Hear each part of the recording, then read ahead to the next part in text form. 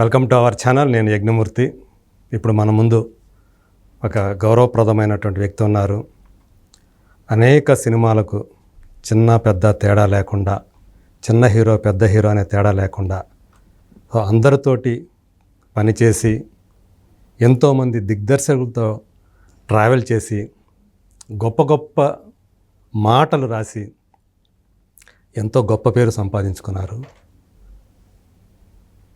నాకు తెలిసి రజనీకాంత్ మొదలుకొని బాలయ్య, అలాగే నాగార్జున, వెంకటేష్, రాజశేఖర్ ఇలాంటి హీరోలందరితోటి, రవితేజ, జగపతి బాబు ఇలాంటి హీరోలందరి సినిమాలకి ఆయన సంభాషణలు రాశారు. చాలా పదునైన సంభాషణలు, అంటే శక్తివంతమైన సన్నివేశాలకు ఎంత శక్తివంతంగా రాయాలో ఆయన కళానికి తెలుసు.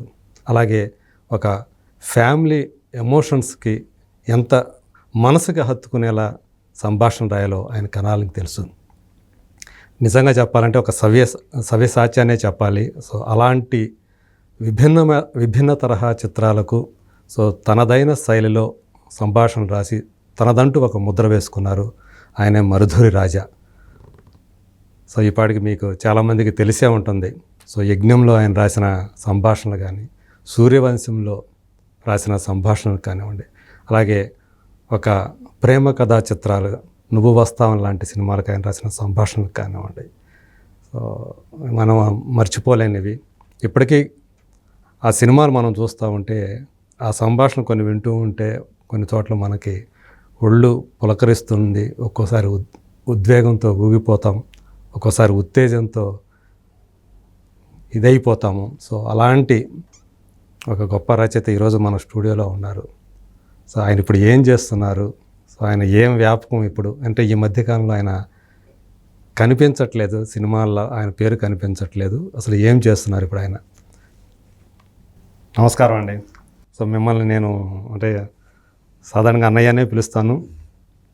ఇక్కడ మనం మామూలుగానే ఉన్నాం మూర్తి గారు, మన పద్ధతిలో థ్యాంక్ యూ. ఎలా ఉన్నారు మీరు? బాగున్నా. ఇప్పుడు ఏమన్నా సినిమాలకి ఏమన్నా రాస్తున్నారా? అంటే 2 సినిమాలు జరుగుతున్నాయి. ఓకే. రెండింటికి కొత్త డైరెక్టర్లు, ఓకే, స్ట్రాంగ్ ప్రొడ్యూసర్స్. ఆటోమేటిక్గా సినిమా కూడా స్ట్రాంగ్ చేస్తాంగా. అవునులే, అవును. అంటే ఇప్పుడు ఓన్లీ సంభాషణలు రాస్తున్నారా, మీరు సబ్జెక్టులు కూడా మీరే రెడీ చేస్తున్నారా ఆ సినిమాలకి? సబ్జెక్టులు 2 వాళ్ళవే, కానీ ఇంప్రవైజేషన్ తప్పకుండా చేస్తాం. అవును, మీది ఉంటుంది కదా. ఒకసారి మీ దగ్గరకు వచ్చిన తర్వాత రీసెంట్గా కూడా సినిమాకి నేను సబ్జెక్ట్ డెవలప్ చేశాను. ముత్యాల సుబ్బయ్య గారు సొంతగా నిర్మిస్తున్న సినిమా ఒకటి స్టార్ట్ అవుతుంది. ఓకే. దాని కథా విస్తరణలో నేను బాగా విస్తారంగా పాల్గొన్నా సుబ్బయ్య గారితో కలిసి. ఓకే. అంటే ముత్యాల సుబ్బయ్య గారి నిర్మాణంలోనా? ఓకే. వాళ్ళ అబ్బాయి అనంత కిషోర్ తీస్తున్న సినిమాకి. ఓకే. వాళ్ళ ముత్యాల క్రియేషన్స్ అని వాళ్ళ నాన్నగారు. యాక్చువల్గా నాన్నగారు డైరెక్టర్ అయితే ఆయన ప్రొడ్యూసర్గా సినిమా ఎంటర్ అయినాడు. శ్రీనివాస రెడ్డి అలియాస్ సిప్పి అంటే సీనియర్ మోస్ట్ కూడా అతను. ఓకే. ఇది ఫస్ట్ ఫిల్మ్ ఆయనకి, శ్రీనివాస రెడ్డి అనే ఆయనకి. నా ఫస్ట్ సినిమాకి ఫేర్ కాపీ చేసింది అతను, నవభారతం. అవునా? అప్పటి నుండి మా ఇద్దరి మధ్య. ఎవరు ఈ సిప్పి అనే అతను? నవభారతం అప్పటి నుంచి. ఓకే. ఫేర్ కాపీ చేసింది తనే, నా ఫస్ట్ ఫిల్మ్. అప్పుడు నవభారతంకి పనిచేసిన ఆయన ఇప్పుడు ఈ డైరెక్టర్ అవుతున్నారా? అవుతున్నాడు. ఓకే. సరే, అతను మా ఫ్యామిలీ మెంబర్ అంతే, ఆత్మీయ, నాకు బాగా కావాల్సిన పిల్లవాడు అతను. తను చాలా సీనియర్ మోస్ట్ కూడా, చాలా సినిమాలు, పెద్ద పెద్ద సినిమాలు చేశాడు అతను. ఓకే. సుబ్బయ్య గారి దగ్గర, భీమనేని శ్రీను దగ్గర, మా ఎట్టర్ మోహన్ గారి సినిమాలు, పవన్ కళ్యాణ్ గారి సినిమాలు చాలా అసోసియేట్ కూడా ట్రావెల్ అయినాడు. అలా ఇది అతను బాగా ఆ అటాచ్మెంట్ మీద. ఓకే. అతని కథలు నేను ఎంటర్ కావాలి అని చెప్పి. ఓకే. అంటే తన సబ్జెక్ట్, అది సబ్జెక్ట్ వేరే. శరవణ అని, ఓకే, అమ్మాయి కోసం సినిమాకి మూల కథ ఇచ్చాడు శరవణ. ఓకే. అతను తమిళియన్. అతని కథకి మేము దాన్ని అయిపోయింది. అంటే ఇది ఫ్రెష్ సబ్జెక్టేనా లేకపోతే? Fresh subject.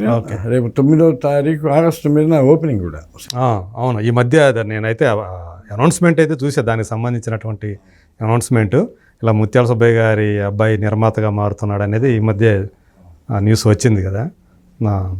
సో అలా ఇప్పుడు చేస్తున్నారు. అంటే నాకు ఇంపార్టెంట్ వీళ్ళు అనుకున్నప్పుడు నేను ఇన్వాల్వ్ అవుతున్నా, అడిగితే. Okay okay. సో అంటే మామూలుగా మాకందరికీ తెలుసు మీరు రాఘవేంద్రరావు గారు లాంటి దర్శకేంద్రుల దగ్గర నుంచి ఎస్వి కృష్ణారెడ్డి గారు, ఇక ఈవీవి సత్యనారాయణ గారితో మీ అనుబంధం, మీ జర్నీ అంతా మాకు తెలుసు. ఆ తర్వాత నాగేశ్వర రెడ్డి గారితో కూడా చాలా కాలం ట్రావెల్ చేశారు, మొన్నటి దాకా కూడా. అంటే ఒక పక్క నేను ఇందాక చెప్పినట్టు ఫ్యామిలీ డ్రామాలకు రాశారు, యాక్షన్ మూవీస్కి రాశారు, ఎమోషనల్ మూవీస్కి రాశారు, ఆఖరికి అల్లా నరేష్ తోటి ఆ సీమ శాస్త్రి, సీమ టపాకాయ లాంటి కామెడీ సినిమాలకి మీరు రాశారు. సో ఒక్కసారి మీరు ఈ జర్నీని అంతా కూడా ఒకసారి అవలోకనం చేసుకుంటూ ఉంటే, అంటే ఎందుకంటే మీ అన్నయ్య ఎంవిఎస్ అరుణాథరావు గారు, ఆయన రైటర్గా ఎంతో గొప్ప గొప్ప సినిమాలకి ఆయన రాశారు.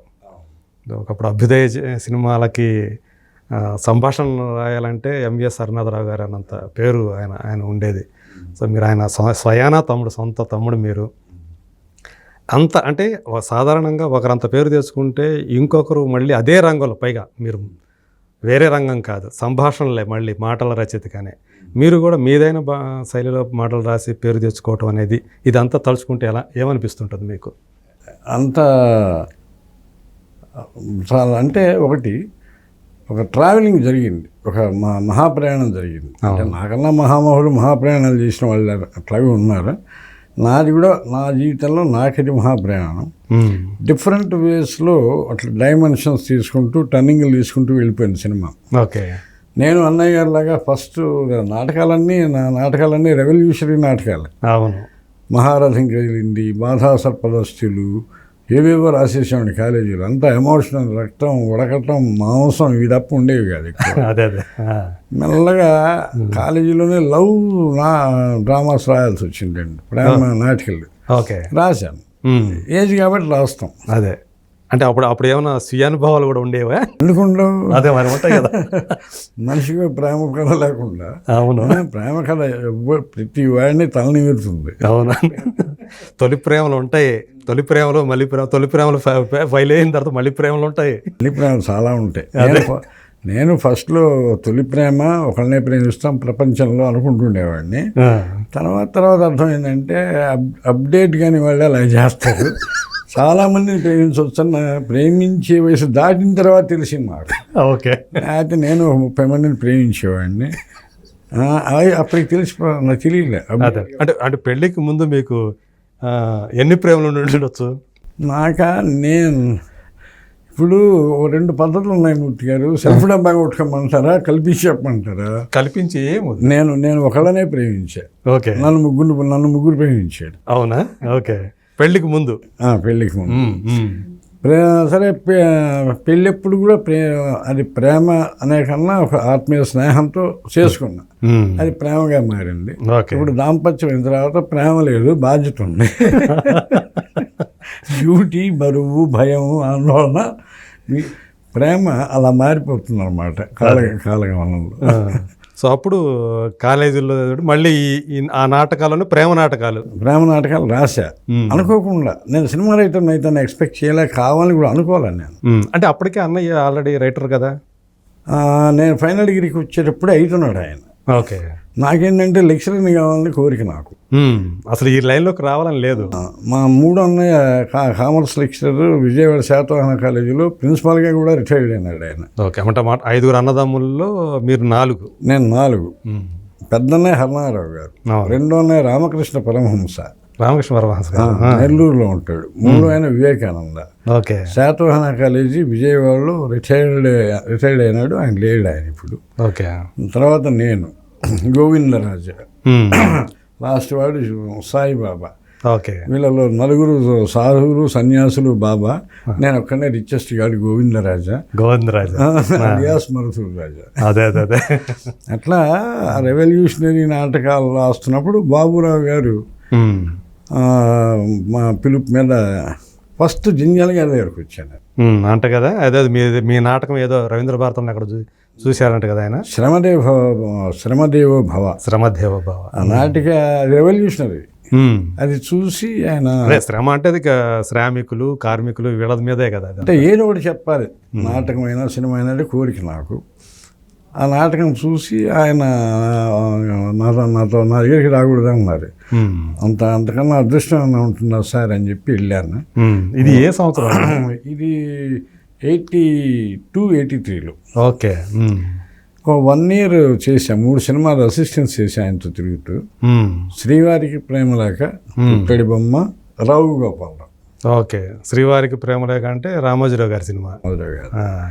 నేను ఆ సిట్టింగ్లోనే జర్నలిస్ట్ జగదీష్ని, అట్లూరు రామారావు గారిని, ఆది విష్ణు గారిని, వాళ్ళందరినీ అక్కడే మహానుభావులందరినీ అక్కడే చూసా. ఓకే. జంజల్ గారితో అదొక అనుభూతి అది. తర్వాత ఎందుకో చెన్నైలో ఇంకా ఉండలేకపోయినా, అట్మాస్ఫియర్కి దాన్ని ఇమ్మలేకపోయినా నేను. ఎందుకని అందరూ ఇప్పుడు కూడా చాలా మంది చెన్నై గురించి చాలా గొప్పగా చెప్తారు. ఆ టైంలో ఎందుకో నాకు హోమ్ సిక్ ఎక్కువ ఉండేది. ఓకే.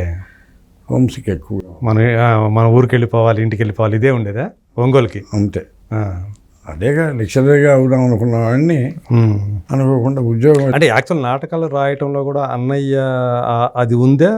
ఎదురు ఇంట్లో వాళ్ళు ఉండారు కదా. ఇంట్లో అన్నయ్య ఎప్పుడు నాటకాలు రాస్తూ ఉండేవాడు ఊహ తెలిసినప్పటి నుండి. ఇంట్లో మా అమ్మగారు సంగీతం టీచరు.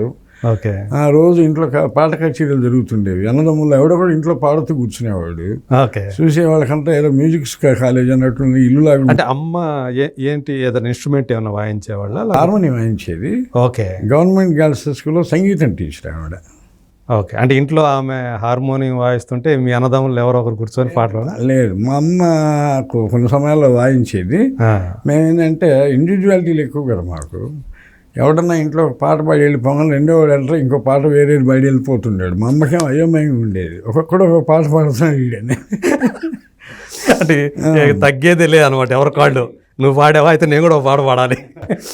అట్లాగే అన్నయ్య గారేమో హర్నారావు గారు ఆయన ఫ్రెండ్స్ వాళ్ళంతా మ్యూజిక్లు తబలాలు పెట్టుకొని పాట కచేరీలు చేస్తుండేవాళ్ళు ఇంట్లోనే. ప్రతి సండే ప్రోగ్రాం పెట్టుకునేవాళ్ళు. వాళ్ళకి టీలు కాఫీలు అందిస్తూ మేము పక్కన కూర్చొని సిగరెట్లు చేస్తూ మేము ఒక పాట పాడడానికి ట్రై చేస్తే మా చేత పాడిచ్చేవాళ్ళు కాదు. వాళ్ళు వెళ్ళిపోయిన తర్వాత మేము ఎందుకు పాడలేమని మేము పాడేవాళ్ళం.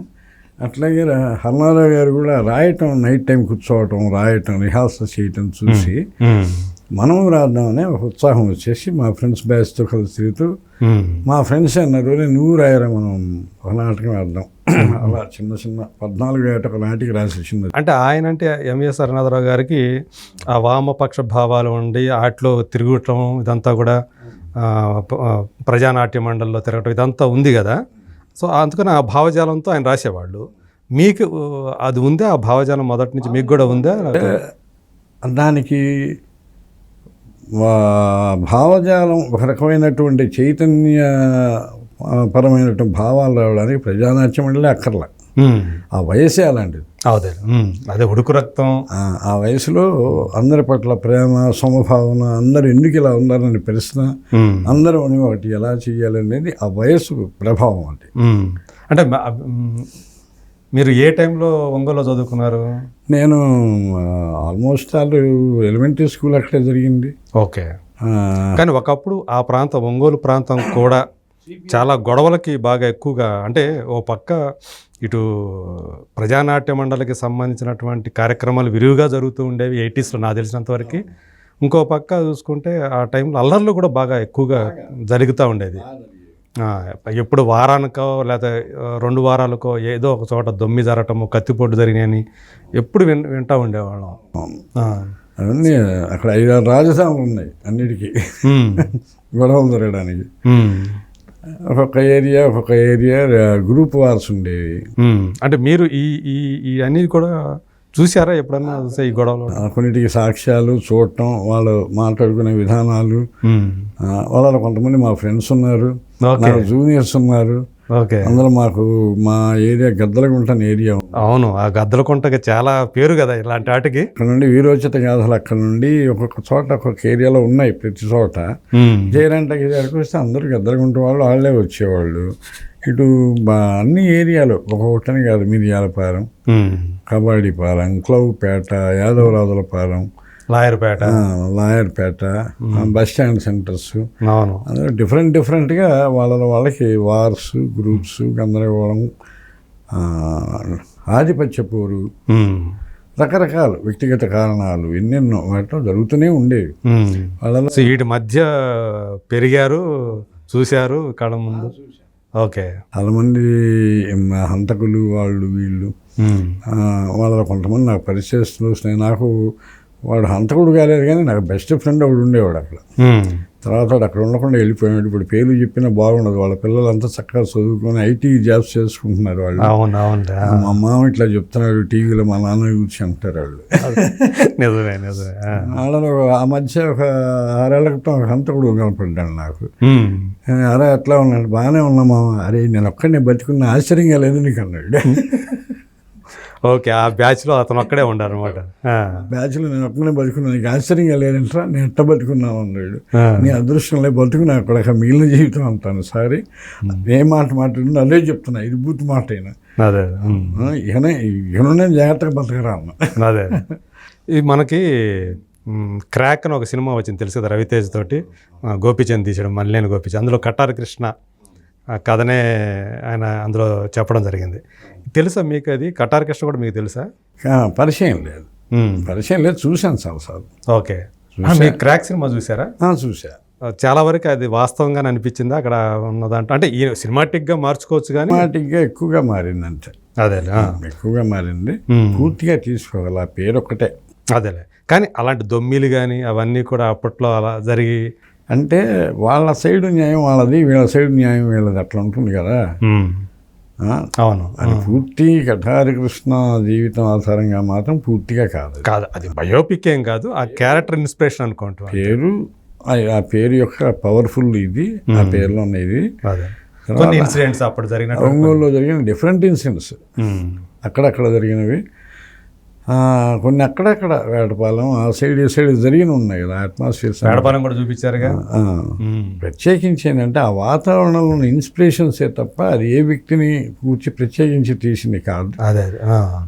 అది వాళ్ళకి ఆ తాత్కాలిక ఆవేశాల్లో జరిగినటువంటి ఎమోషన్స్ కానీ, ప్రొఫెషనల్ పరంగా వచ్చిన పోటీ వల్ల కానీ, ఇంకోటి ఎవరి సైడ్ న్యాయం వాళ్ళు చూసుకుంటూ వెళ్ళేవాళ్ళు.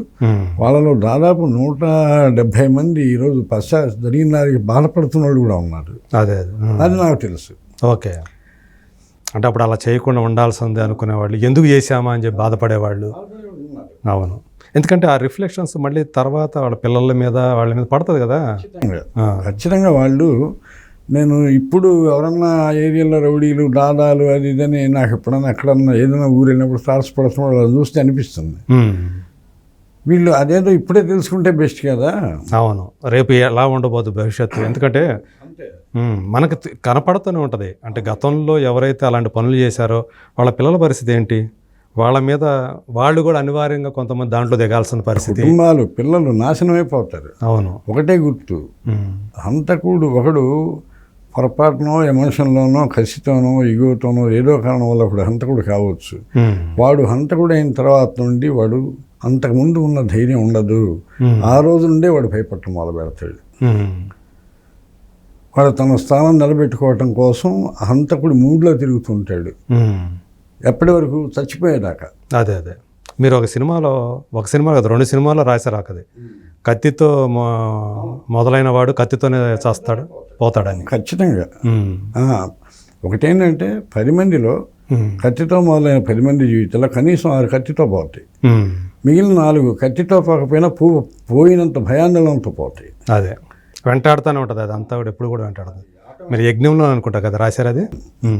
అది ప్రకృతి ధర్మం అంతే. హంతకులు భయపడటం, అంత హంతకుడు వాడు అంత భయపడుతుంటాడు వాడు. కరెక్ట్గా వాడి మీదకి వాడెంత హంతకుడైనా, ఎంత భయంకరమైన హంతకుడైనా సడన్గా ఎవరైనా 2 కత్తి తీసుకొని వస్తే వాడు షాక్లో ఉంటాడు. వాడు చంపిన తిరగబడే శక్తి ఉన్న ఆందోళనతో వాడు భయంతో తిరగబడాడు, వాడి చేతులు చచ్చిపోతాడు. పెద్ద హంతకులు చిన్న పిల్లల చేతులు చచ్చిపోయినారు. అవును. అది విచిత్రం అన్నమాట. అంటే ఆందోళనే వాడిని చంపేస్తుంది, అవతల మనిషికి ఎనర్జీ ఇస్తుంది. ఎప్పుడైనా మన భయమే కదా అవతల వాడికి శక్తి ఇచ్చేది. అవును. అలా మీకు తెలిసిన వాళ్ళు అలాంటి ఫ్యామిలీస్ మీరు ఎప్పుడు చూసారా? అలాంటివి సఫర్ అయిన ఫ్యామిలీస్ అలా చాలా ఫ్యామిలీస్ చూశాను. వాళ్ళ కుటుంబాలు చాలా ఇబ్బందులు పడటం, ఆస్తులు అమ్ముకోవటం, రకరకాల ఇదిలో పోవటం. అలా అని వాళ్ళ పిల్లల్లో ఎడ్యుకేటెడ్స్ అయ్యి మంచి మంచి పొజిషన్లో ఉన్నోళ్ళు వాళ్ళని కూడా చూశాను నేను.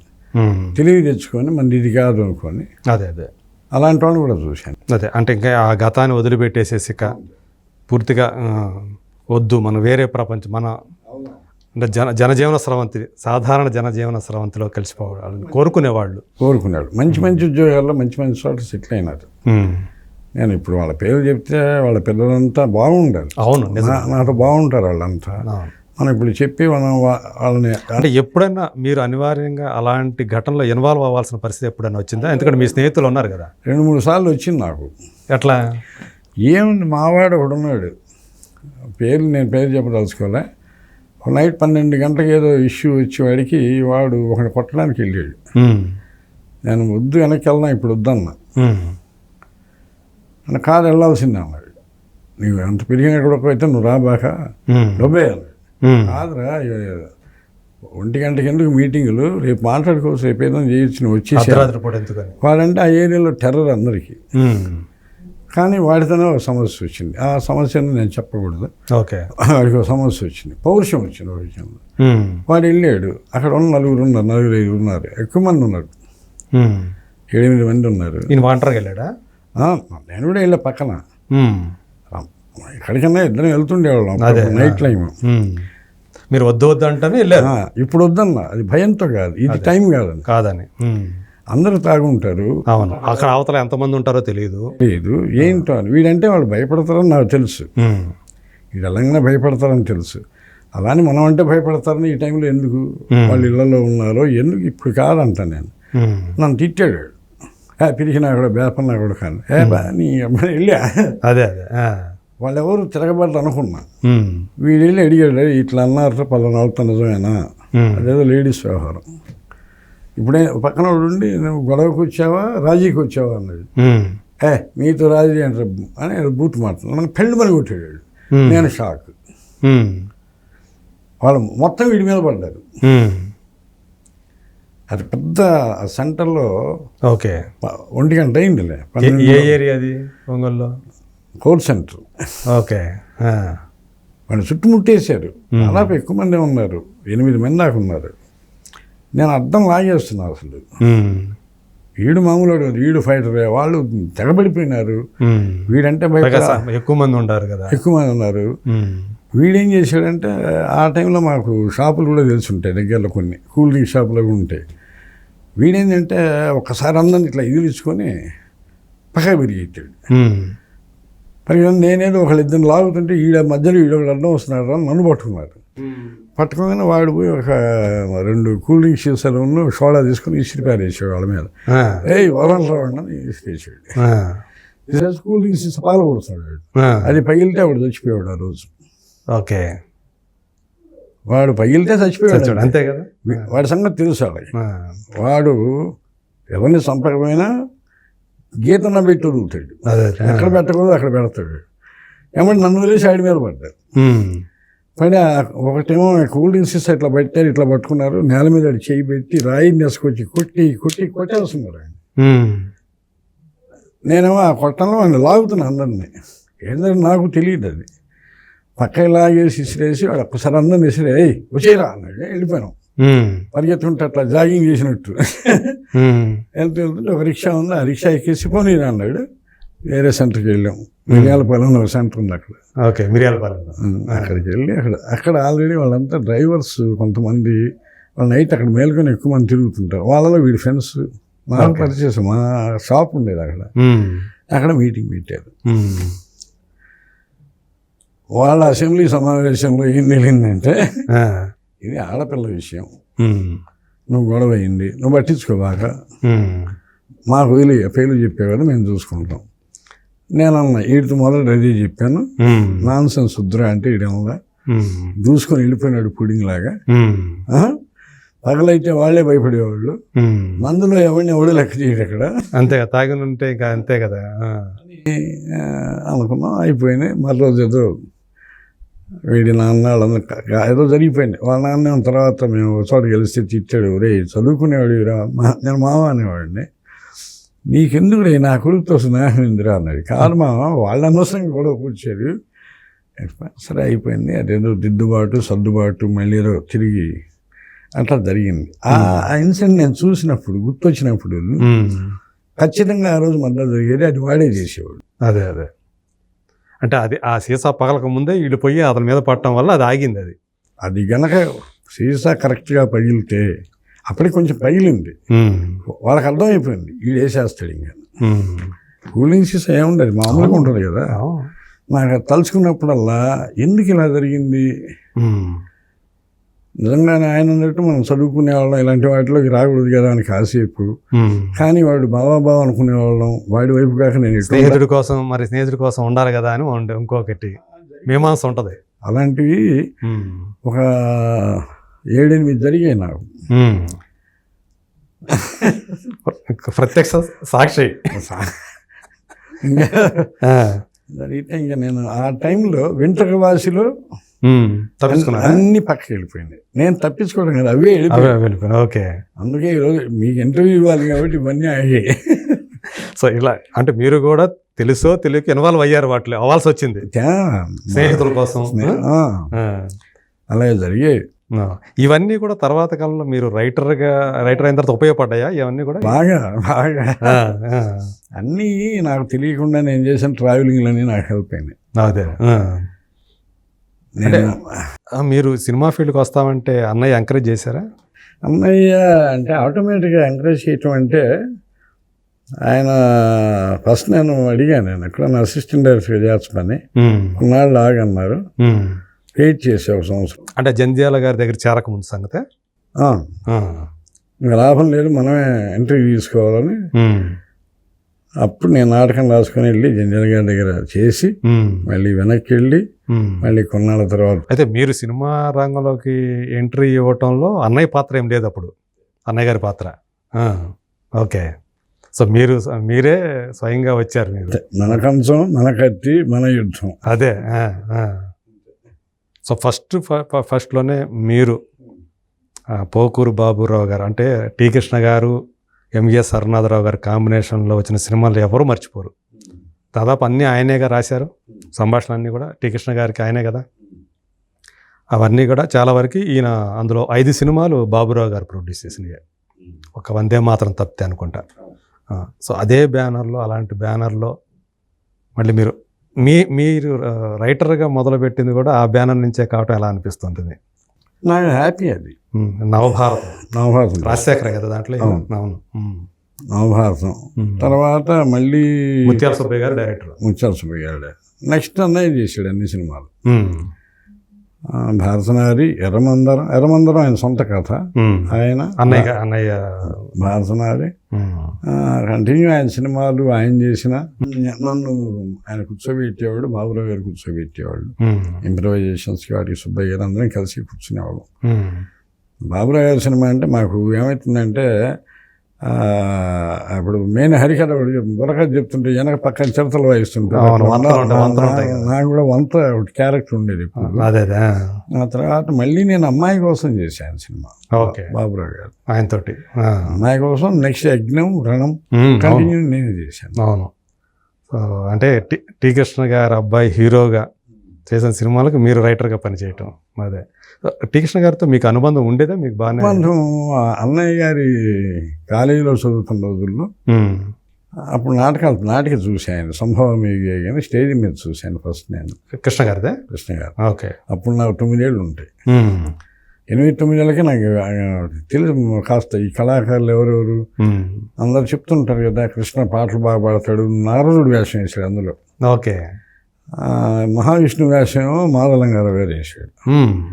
అంటే వాళ్ళ గెటప్లు ఉండవు, నారదుడి వేషం మాత్రం ఉంటుంది కృష్ణ గారిది. మహావిష్ణువు గెటప్లో మామూలు ప్యాంట్ షర్ట్లో మాదలంగారావు గారు. ఓకే, వాళ్ళిద్దరిని స్టేజ్ మీద చూసా.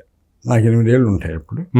ఆ రన్లో తర్వాత మా అన్నయ్య గారు కాఫీ షాప్ పెట్టాడు. టి కృష్ణ గారు, మా అన్నయ్య గారు వీళ్ళందరూ జగన్నాథ చక్రవర్తి ఒక నాటకం ఆడారు. ఓకే, హరనాథరావు గారు పెట్టారా కాఫీ షాపు? ఓకే, హిమగిరి కాఫీ వర్క్స్ దాని పేరు. ఓకే, కాఫీ పొడులు అమ్మటం అంతే. ఓకే, వీళ్ళందరూ సాయంత్రం నాటకాలు అట్లంతా చేరేవాళ్ళు. అక్కడ నుండి రిహార్సల్స్కి వెళ్ళేవాళ్ళు. ఓకే. టీ కృష్ణ గారేమో త్రోవగుంటాన ఏరియా నుండి పొగా కంపెనీ ఉండేది, అవును. అక్కడ నుండి వచ్చేవాడు, జాయిన్ అయ్యాడు. ఆయన అప్పుడప్పుడు షాప్కి వచ్చేవాడు. మనకి ఆ వయసులో తెలియదుగా కృష్ణ అని పిలిచేవాళ్ళం. అవునా? నేను కాలేజీ ఇది కాబట్టి కృష్ణ అన్నయ్య అనేవాడిని నేను. ఓకే. అన్నయ్య అనేవాడిని. తను మాత్రం ఏం రాజే అట్లా మాట సాఫ్ట్గా ఉంటుంది, ఏం రాజే అట్లా ఉంటుంది. అదే అట్లా మాట్లాడేవాడు. సాఫ్ట్గా వచ్చాడు. రిహార్సల్స్ అన్ని చూస్తుండేవాళ్ళం వెళ్ళి. చాలాసార్లు మాట్లాడాడు కృష్ణ గారితో నేను. నవభారతం అంటే మీ మొదటి సినిమానే చాలా మంచి పేరు తెచ్చుకుంది కదా, బాగా హిట్ అయింది కూడా కమర్షియల్గా కూడా. సో ఆ ఫస్ట్ మీ సినిమా అలా జనాల్లోకి అలా వెళ్ళటం, మీ సంభాషణ కూడా అప్పుడు ఎలాంటి ఫీడ్బ్యాక్ వచ్చింది? మీ సంభాషణ ప్రత్యేకంగా ఎవరన్నా ప్రశంసించి, అంటే హరనాథరావు గారి తమ్ముడు అంట అని చెప్పేసి చెప్పుకున్నారంట కదా, అది హరనాథరావు గారి తమ్ముడు అని కాకుండా మీకు ఇష్టం లేదా? అదేం లేదు. అయ్యో, దాని గురించి చాలా పెద్ద సమస్య ఉంది, అది కూడా చెప్తాను. పత్రికలు బాగా రాశాయి. సితారాలు గుడిపూడి శ్రీహరి గారు రిపోర్ట్లన్నీ బాగా రాశారు. కల్లిండి జయ గారు రాశారు నా గురించి, ఆకాశానికి ఎత్తేసేసాడు. ఓకే. ఫస్ట్ రైట్ బాగా రాసి అట్లా కొంతమంది జర్నలిస్ట్ జ్యోతి చిత్ర సీతారా ఇట్లా వచ్చేసింది. అలా అలా తర్వాత ఇంక అన్నయ్య అనే దానికి వస్తే, నేను వేరే సినిమా ఆఫీస్కి వెళ్ళంగానే హరనాథ్ గారు మా అన్నయ్య గారు అండి అనగానే పక్క వెళ్ళంగానే వీళ్ళు ఓవర్ యాక్షన్ చేస్తారు, నేను కాక మొన్న వచ్చి ఆయన పేరు చెప్పుకుంటే కానీ సినిమాలు రావని అన్నారు. వీళ్ళు నాకు తెలిసేది నిజంగా మీ అన్నయ్య? అవునండి, నాకు ఫస్ట్ మా నాన్న అమ్మ చదువులో సాక్ష్యం చెప్పిస్తా అంటే కాదు, వాళ్ళు వెళ్ళంగా ఇట్లా అనుకున్నారు, ఆయన పేరు చెప్తే 4 సినిమాలు వస్తాయనుకుంటున్నారు. ఊరి నీరు పడగా అని ఆ రోజు నేను చెప్పడం మానేసి ఎవరైనా మాట్లాడకుండా అన్నారా సినిమా డైలాగ్ రాశారండి ఏదన్నంటే ఆహా అంటుండేవాడు. ఓకే. అంటే బయట వ్యక్తి లాగానే మళ్ళీ మా అన్నయ్య అన్నా అనుకోండి, ఇది ఒకటి వస్తుందండి. 2 రోజులు అయిన తర్వాత అంటే అన్నారా గారు మీ అన్నయ్య? అవునండి అంటే పక్కలేనా వాడికి చూడు ఎంత పవరో, ఈ రైట్ అయినాడు అన్న పేరు చెప్తున్నాడు, చెప్పట్లేదు. దేవుడు 2 చెంపలు ఎందుకు ఇచ్చాడంటే మనిషికి, ఇటొక దెబ్బ ఇటొక దెబ్బ తింటాను, లేకపోతే ఒకటే ఇచ్చేవాడు కదా. అదే చెప్పకపోతే ఆ బాధ, చెప్తే ఈ బాధ అనమాట. ఏదైనా ప్రాపగాండే నెగిటివ్ అట్లా కొన్ని జరుగుతాయి. సో అన్నయ్య నుంచి ఏమైనా ప్రశంస వచ్చిందా ఆ నవభారతం రాసినప్పుడు? నేను ఆయన ప్రశంసించాను నా ఎదురుగా, పక్కన వాళ్ళతో ఉంటాడు. ఓకే. బాగా రాశాడు అని ఒకసారి. తర్వాత పోగూరి బాబురావు, ముత్యాల సుబ్బయ్య గారు అన్న ఒక వెర్షన్ రాసి అన్నకి, నేను చదివి మధ్యలో గ్యాప్లో సీరియడ్ కాల్చడానికి పక్కెళ్ళా. వీడు శాపగ్రస్తుడయ్యా, ఏదో ఎక్కడో తేడా, లేకపోతే మంచి రైటరు. ఓకే అని ఒకసారి అలీబాబా 62 సినిమా థియేటర్లో ఉండి చూసి బయటకు వచ్చి వాళ్ళ ఫోన్లో మాట్లాడుతూ, ఏమయ్యా 5 సినిమాల కామెడీ ఒక సినిమా రాశాడయ్యా వీడు, ఇట్లా అయితే అట్లాగయ్యా. 5 సినిమాలకు రావాల్సింది ఒకే సినిమాకి రాశాడు. నేను లేదు అంతకంటే కాంప్లిమెంట్ ఇంకేం కావాలి? నా ఎదురుగా ఏం పోగొట్టు. అదే. సో ఎవరో ఒకరు పంచుకుంటాడు తను. మా అమ్మగారు కూడా అంతే. ఆయన ఎంత నాటకాలు రాసి ఎంత అద్భుతం, స్టేజ్ సన్మానాలు జరిగినా నేను నాటకాలు కాలేజీలో చూసినా ఇంటికి ఆయన మామూలుగా ఉండేది అంతే. మేము మూడు చూసి అమ్మ ఏంటమ్మంటే ఏముంది తెలిసిన విషయం కదరా, ఏముంటుంది నాటకం బాగానే ఉంటుంది కదా, ఇంకేముంది అనేది అంతే తప్ప డైరెక్ట్గా ఉండేది కాదు. పంచుకోవడం, దాన్ని షేర్ చేసుకోవడం ఏం ఉండేది కాదు ఇంట్లో.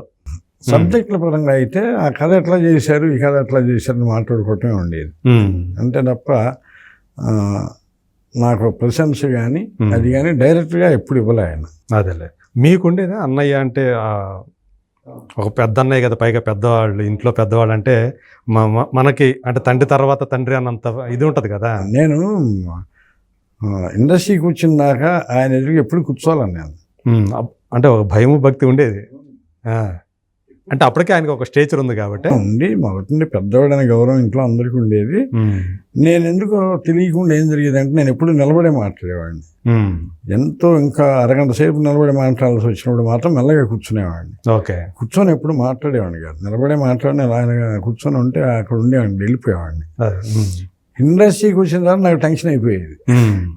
ఆయన ఎదురుగా కూర్చొని డిస్కస్ చేసేటప్పుడు కొంచెం టెన్షన్గా ఏదన్నా చెప్పాలని ఇంట్లో అన్నదమ్ములు మాట్లాడుకుంటాం, నీకు తెలియదు నువ్వు ఉండవయా అనొచ్చు. అది ఇక్కడ అంటే జనం అంతా చూసేవాళ్ళు అన్నయ్య అంటాడు. అందుకని ఇండస్ట్రీకి వచ్చాకే కూర్చొని మాట్లాడటం అలవాటై ఆయన ముందు మెల్లమెల్లగా కథ చూసి డిస్కస్ చేయటం మొదలై ఒక దశలో స్క్రిప్ట్ ఇట్లా వినిపిస్తూ మర్చిపోయి సిగరెట్ వెలిగించా ఆయన ముందు. వెలిగించి 3 దమ్ములు కొట్టేట్టు ఇటు చూసి ఏదో ఆలోచిస్తూ ఇట్లా చూసి ఆయన వైపు చూసి నేనేంటని చెప్పి అప్పుడు ఏమల్లా ఇలా చూస్తున్నాడు. అంటే ఆయన కూడా తాగుతారు కదా. మొదలు తాగేవాడు, తర్వాత మానేశాడు. మానేశారా? ఎప్పుడన్నా తాగాలని తాగుతాడు.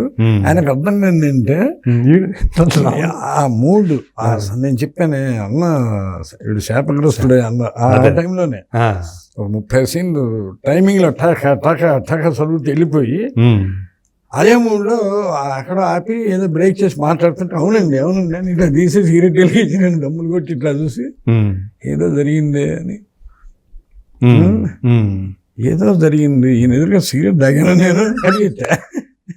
అంటే మీరు ఆ స్పృహలో లేరు, అసలు లీనమైపోయి ఉన్నారు. లీనమైపోయాను. మొత్తం 7-8 మంది కూర్చున్నాం కదా. అదే ఆయన ఉన్నాడనే మూడు కూడా మర్చిపోయాను. ఆ మూడులో తర్వాత 5 నిమిషాలు గిల్టీ మళ్ళీ నేను సెట్ చేసుకోవడానికి తాగేవాడిని కాదు. మా 2 ఎదురుగా కూడా సిగరెట్ తాగాను నేను. వాళ్ళిద్దరికి మాత్రం ఆ గౌరవం ఇచ్చేవాళ్ళు, పెద్దాడు కాబట్టి. వాళ్ళు ఏమనుకోరు, కానీ 2 ఏమనుకోడు. అయినా నేను దూరంగా వెళ్ళిపోతాను. మా వదిన గారు కానీ వదినలు వచ్చినా ఎవరైనా సిగరెట్ తాగటం ఏమి ఉండవు. పైగా ఆయన రామకృష్ణ పరమహంస మళ్ళీ అన్నయ్య ఉన్నాడు. ఆయన అంటే మొదలు మెయింటైన్ చేసేవాడిని. రాను నన్ను బెదిరించడం మొదలుపెట్టాడు, నువ్వు తాగితే ఇక్కడే తాగు, ఎక్కడికి వెళ్ళదు ఇక్కడే కూర్చొనేవాడు. అందుకని అప్పటి నుండి ఒకే పెట్టి పంచుకుంటూ కొన్నాళ్ళు బతికేమట్లా. మీ పేర్లు చూస్తే విచిత్రంగా అనిపించండి. 2వ అన్నయ్యకి ఆ పేరు పెట్టి రామకృష్ణ పరమహంస శిష్యుడైనటువంటి వివేకానందుడి పేరు మళ్ళీ 3వ ఆయనకి పెట్టడం అంటే బాగా ఇష్టం అనమాట వాళ్ళు బాగా మీకు. వివేకానందుడు, రామకృష్ణ పరమహంస అంటే యోగుల పేర్లు, వాళ్ళ పేర్లు, స్వామీజీల పేర్లు అంటే చాలా ఇష్టం. మీకు గోవిందరాజు అని ఎందుకు పెట్టారు? గోవిందరాజు అంటే దానికి మళ్ళీ ఒక పెద్ద కథ ఉంది. గోవిందరాజునా గోవిందరాజానా? రాజానే. మా నాన్న మా అమ్మ వెంకటేశ్వర స్వామి భక్తులు. వీళ్ళు కొండ మీదకి వెళ్ళారు ఒకసారి 3 పిల్లలు పుట్టిన తర్వాత అక్కడ మా అమ్మగారికి ఏదో పీరియడ్స్ టైం వచ్చేసింది, కిందకు వచ్చేసారు. ఉండకూడదని భయం కదా ఆ రోజు. పారిపోయి రైల్వే స్టేషన్లో కూర్చున్నారు. కూర్చుంటే వాళ్ళకి ఏంటంటే ఎప్పుడు వచ్చినా గోవిందరాజ స్వామిని పద్మావతిని చూడకుండా రారు, అలివేలు మంగాపురం వెళ్ళకుండా. ఓకే, వెళ్ళిపోతున్నాను దిగులు పట్టుకుంది. అనుకోకుండా ట్రైన్ మిస్ అయింది వాళ్ళకి. స్టేషన్కి 2 గంటల ముందు వచ్చినా ట్రైన్ మిస్ అయింది. ఓకే, ఒక ముసలాయన ఎక్కిన ట్రైన్ దించేసాడు, ఇది కాదు మీరు ఎక్కాల్సిన ట్రైన్ అని. అవునా?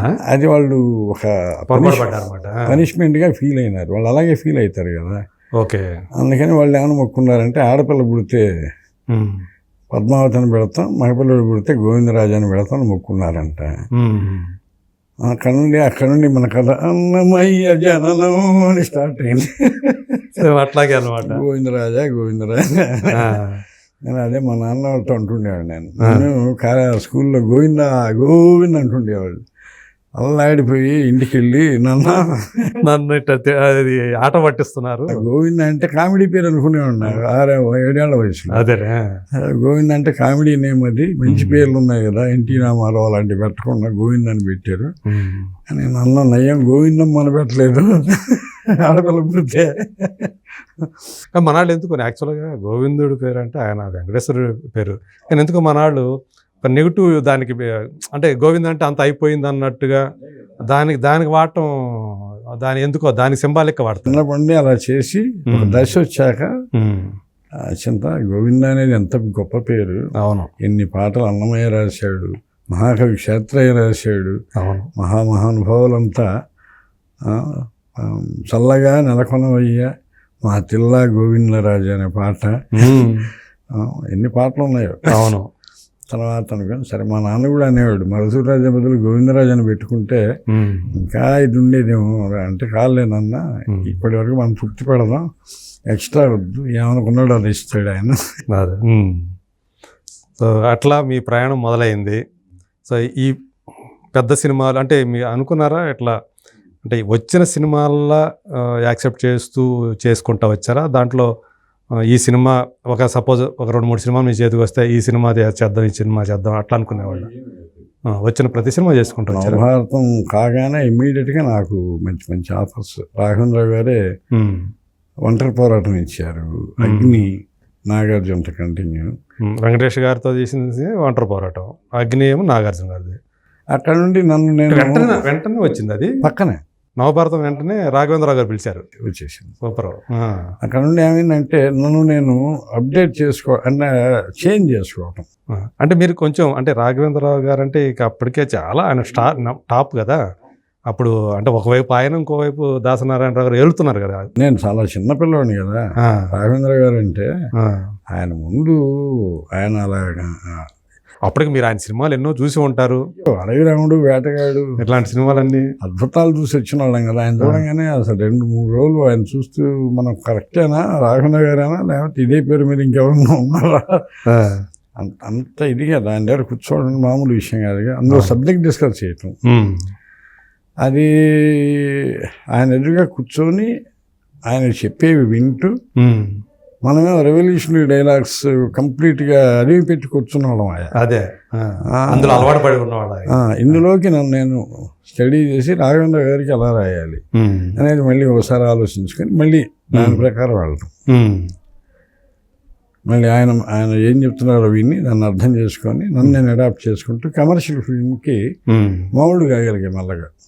కానీ ఆ సినిమాలు సరిగా ఆడలేదు కదా కమర్షియల్గా. అది నాకు చాలా డిప్రెషన్ తెచ్చిన మూడ్ అది. ఆ 2 సినిమాలకి ఒంటరి పోరాటం యాక్చువల్గా మంచి సినిమా, దానికి 1,00,000 కారణాలు సరిగ్గా ఆడకపోవడానికి. Challenge cinema. అందులోనే అమ్మాయి ఫరానా హీరోయిన్ ప్రభు సిస్టర్ అనుకుంటా కదా. ఆ అమ్మాయి పేరేదో ఉంది, హిందూ అని ఒక అమ్మాయిను. తర్వాత వాళ్ళిద్దరు హిందీలో ఒక అమ్మాయి బాగా ఫేమ్ అయింది, రూపిణి. రెండో అమ్మాయి పేరేదో ఉంది. దానికి ఏవో కొన్ని పోలికలు ఉన్నాయి అది ఇది అని చెప్పి వాళ్ళు ఛాలెంజ్ సినిమాతో కంపేర్ అయింది సినిమా. ఓకే, అదొకటి. అగ్ని కూడా కరెక్ట్ యాప్ట్ కాదు ఆ టైంలో, ఏదో జరిగిపోయింది అట్లా. ఆ 2 సినిమాలు ఇది కావటం నాకు కొంచెం ఇబ్బంది పెట్టాను. అంటే ఒక మంచి అవకాశం వచ్చింది కానీ హిట్ కాలేదే అనే ఒక ఉంటుంది కదా, అసంతృప్తి ఒకటి ఉంటుంది బాగా. కానీ అప్పుడు ఒకవేళ ఆ టైంలో ఫెయిల్ అయితే అప్పుడు మళ్ళీ మీకేమైనా ఇబ్బందులు కలిగినాయా? అంటే తెలియకుండా నన్ను నేను దాచుకున్నా కొన్నాళ్ళు, ఇంకా ఎక్కడ ఎవరికి టచ్లో లేకుండా. కారణం ఏంటంటే ఆ 2 సినిమాలు చేసిన కాలం దాదాపు 15 నెలలు రాఘవేంద్ర గారితోనే ఉండేవాడిని, ఎవరికి టచ్లో లేను నేను. అది నాకు ప్రాబ్లం అయింది. నన్ను పట్టించుకోవడం అంటే దాదాపు సంవత్సరాల కాలం, 1.5 year నన్ను పట్టించుకోవడం మానేశారు. ఆ ఫేమ్ ఎలా వచ్చిందో అలా గ్రహణం వచ్చేసింది. ఓకే, అంటే మీరు మిగతా వాళ్ళు ఎవరికి అందుబాటులో లేకపోవటం. ఓకే, బయట అది తెలియకుండా రాఘవేంద్ర గారి దగ్గర చేస్తున్నాడు అనే ప్లస్ ఎంత వచ్చిందో, వాడు రాఘవేంద్ర గారిని వదిలి రాడు అనే మైనస్ అంత వచ్చింది. అక్కడ వరుసగా ఆయనతో సినిమాలు చేయడం వల్ల సెటిల్ అయిపోయిన వాళ్ళే అనేటట్టు ఉండేవాడు. ఆ టైంలో నాకు ఈవి సత్యనారాయణ ఏమంటే వచ్చి నన్ను రాయమని అడిగాను. నన్ను నేను చెప్పా, రాఘవేంద్ర గారితో ఫస్ట్ ఫిల్మ్ నాకు నర్వస్గా ఉంది కొంచెం, ఆయనతో తిరుగుతూ పని చేస్తున్నా కదా, అదే ఈ సినిమా ఖచ్చితంగా హిట్ చేయాలని పట్టుదలతో ఉన్నాను నేను కూడా, రైటర్గా ఇంతవరకు. అది ఆ టైం సరిపోవట్లేదు నాకు, నేను చేయలేని ఏమనుకోవద్దు అని చెప్పా. ఓకే అన్నాడు. అట్లా నేను అది ఏమండి ఆవిడ వచ్చింది యాక్చువల్ చేయాలి. అవును, అది మా అన్నయ్య చేశాడు, శారద వాణిశ్రీ. అవును, హనుమరావు గారు రాశాడు. అది అన్నదరావు గారు. ఓకే, హనుమరావు గారు రాశాడు. అది కొన్నాళ్ళు ఆపేసింది నన్ను, నాకు చేసేసింది ఆ టైం. అంటే అందరికి టచ్లో లేకపోవటం కొంచెం. మీరే గ్యాప్ తీసుకున్నారు తెలియకుండా. వాళ్ళు ఇచ్చారు, నేను ఇచ్చాను వాళ్ళకి, జరిగింది. మళ్ళీ మెల్లమెల్లగా ఒక గ్రహణం నా లైఫ్లో. అంటే ఆ టైంలో ఏం చేశారు? ఆ టైంలో నాకు ఏం లేదు, నేను ఖాళీగా ఉన్నాను ఎప్పుడు అనుకోను. నాకు నేను ఏదో ఒకటి క్రియేట్ చేసుకుంటా. ఓకే, అది నాకు సేఫ్, డిప్రెషన్ పడకుండా నేను సెట్ చేసుకుంటాను. నేను కాస్త నా ఏదో ఆధ్యాత్మిక గ్రంథాలు అవి ఇవి చదువుకుంటూ అలా అలా టైం పాస్ చేస్తూ మధ్యలో బాబురావు గారు కొన్ని సినిమాలు భారతనారాయణ చేసేటప్పుడు ఆ వర్క్ కానీ తెలిసిన వర్కులు కొన్ని మన వాళ్ళు ఏమైనా హెల్ప్ కావాల్సి ఉంటే చేసేసేవాడిని. ఓకే. మళ్ళీ ఆ గ్రహణంలో నుండి బయటపడేదాకా పట్టింది, ఒక 7 ఏళ్ళు పట్టేసినాను. ఇక లేదు. మళ్ళీ రాఘవేంద్రరావు గారి నుంచి మళ్ళీ పిలుపు రాలేదా ఆ టైం? రాఘవేంద్ర గారి దగ్గర పిలుపు అంటే అది అది పెద్ద కొన్ని సినిమాలకి ఆయనకి హెల్ప్గా చేశాను నేను. కంట్రిబ్యూట్ చేస్తే వెళ్ళిపోయినా చాలా సినిమాలకి. అంటే గోస్ట్గా చేశారా ఏంటి? దాన్ని గోస్ట్ అనుకునే కన్నా మన కంట్రిబ్యూషన్, ఓకే, సహకారం అంటే బాగుంటుంది. ఓకే. అంటే ఆయన మీకు పిలవటము, మీకు వినిపించడము, ఈ సంభాషణల వరకే. నేను ఇంప్రవైజేషన్లో వాటిలో ఆయనకి పక్క నుండి సహకరించటము. ఓకే. అంటే ఆయన కూడా ఫీల్ అయి ఉంటారా? అంటే 2 సినిమాలు పోయినాయి కదా, మళ్ళీ టైటిల్ కార్డులో ఉంటే అట్లాంటి ఆయన ఏం ఫీల్ కాదు. ఇప్పుడు రైటర్స్ వాళ్ళు అడుగుతారు కదా, మా పేరే ఎవరైనా మా పేరే ఉండాలని వాళ్ళు అడగరు. వాళ్ళ రైట్ కదా అది, వాళ్ళ పేరు వేయాల్సిన ధర్మం ఆయనకు ఉంటుంది. ఇంప్రవైజేషన్ కావాలన్నప్పుడు అందరూ సత్యానంద గారు, పరచూర్ బ్రదర్స్ గారు చాలా మంది అది రాయించేవాడు.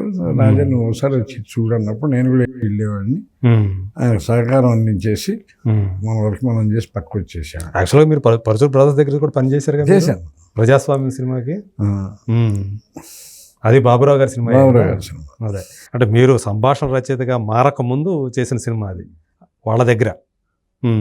నన్ను బాబురావు గారు ప్రత్యేకించి ప్రజాస్వామ్యానికే పిలిపించారు. ఓకే.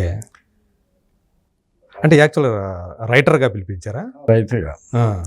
నేను జంజాల గారి నుండి వెళ్ళిపోయిన తర్వాత బాబురావు గారు నేను ఒకసారి రంగంలో కలిస్తే మాట వరుసగా నేను ఖాళీగా ఉంటానని చెప్పా. నువ్వు ప్రజాస్వామ్యానికి చేయవయ్యా, వచ్చి నాకు కొంచెం పక్కన ఉంటే బాగుంటుంది కదా. సరే అని వెళ్ళాను. వాళ్ళే రైటర్స్, వాళ్ళే డైరెక్టర్స్ కదా ఆ సినిమాకి, అయినా కానీ మిమ్మల్ని పిలిచారు, యాక్సెప్ట్ చేశారు. అది వాళ్ళ గొప్ప మనసు. అది బ్రదర్స్. గోపాలకృష్ణ గారు అంటే ఇప్పటికీ అదే ఇష్టం నాకు. ఓకే. ఫస్ట్ వెళ్ళగానే మాట్లాడి చిన్న పరీక్ష పెట్టి ఆ పరీక్షలో నేను ఉత్తీర్ణుడిని. అంటే ఏం చేశారు మీరు వాళ్ళ దగ్గర అప్పుడు? ఒక వెర్షన్ రాశాను నేను ఆయనకి. ఓకే. ప్రజాస్వామ్యానికి. ఓకే. కథలో ఆర్డర్లో కొన్ని మార్పులు నేను అడిగే కొన్ని చెప్పాను నేను. ఓకే. తీసుకున్నాడు ఆయన స్ఫూర్తిగా, గోపాలకృష్ణ గారు. ఓకే. లేదు, ఆయన బాగా చాలా స్ఫూర్తిగా బాగుందని చెప్పాడు తప్ప వీడేంది మాకు చెప్పేదని. ఆ రోజుల్లో ఎప్పటికీ super star writers, star director ఆ రోజుల్లో అనడానికి లేదు. స్టార్ రైటర్స్ కదా రోజులు ఉన్నంతకాలం సూపర్ స్టార్ రైటర్స్, అంతేగాని వాళ్ళు ఆ టైంలో ఏంటంటే నెంబర్ 1 హడావుడిగా ఉండేది. వీడు మనకి చెప్పేది ఎందుకు చేయలే. ఏదైనా వాళ్ళు దర్శకత్వ బాధ్యతలు కూడా తీసుకున్నారు కాబట్టి అన్నగారు ఈ సీన్ ఒకటి బాగాలేదు, ఏదో ఇబ్బందిగా ఉందంటే తీసేయి అనేవాడు. ఇలాంటి సీన్ ఉంటే బాగుంటుందా పెట్టేద్దాం అనేవాడు. ఒకసారి ఆలోచించి బాగాలేదురా ఇది అనేవాడు. రా అనే సొను వచ్చింది 3 నెలల్లో. ఓకే. 3 నెలలు, మొదటి 3 నెలల్లో షూటింగ్ స్టార్ట్ కాకముందే మా మధ్య ఇంటి మధ్య వచ్చేసింది. ఓకే. మీరేమైనా సంపాదించేవాళ్ళు ఆయన? మీరేమైనా అన్నయ్య అనేవాడిని. ఓకే. ఇద్దరిని కూడా నాకు స్టార్ట్ అయింది. ఇద్దరు అన్నయ్యని పిలిచి. ఓకే. ఎందుకంటే అది ప్రత్యేకించి ఒకటి మూర్తి గారు నేను మాట చెప్తా, నేను ఒక రచయిత తమ్ముడిని. అవును. ఆ చిన్నప్పటి నుండి హరనాథరావు రచయిత తమ్ముడిని, అదే ఆ ఫీలింగ్తో ఉండేవాడిని నేను. అదే వాళ్ళ దగ్గర కూడా వచ్చేసింది. రచయితలు అంటే నాకు అన్నయ్యలే. అదే నాకు అన్నయ్య వాళ్ళ మధ్య బాగానే ఉండేది.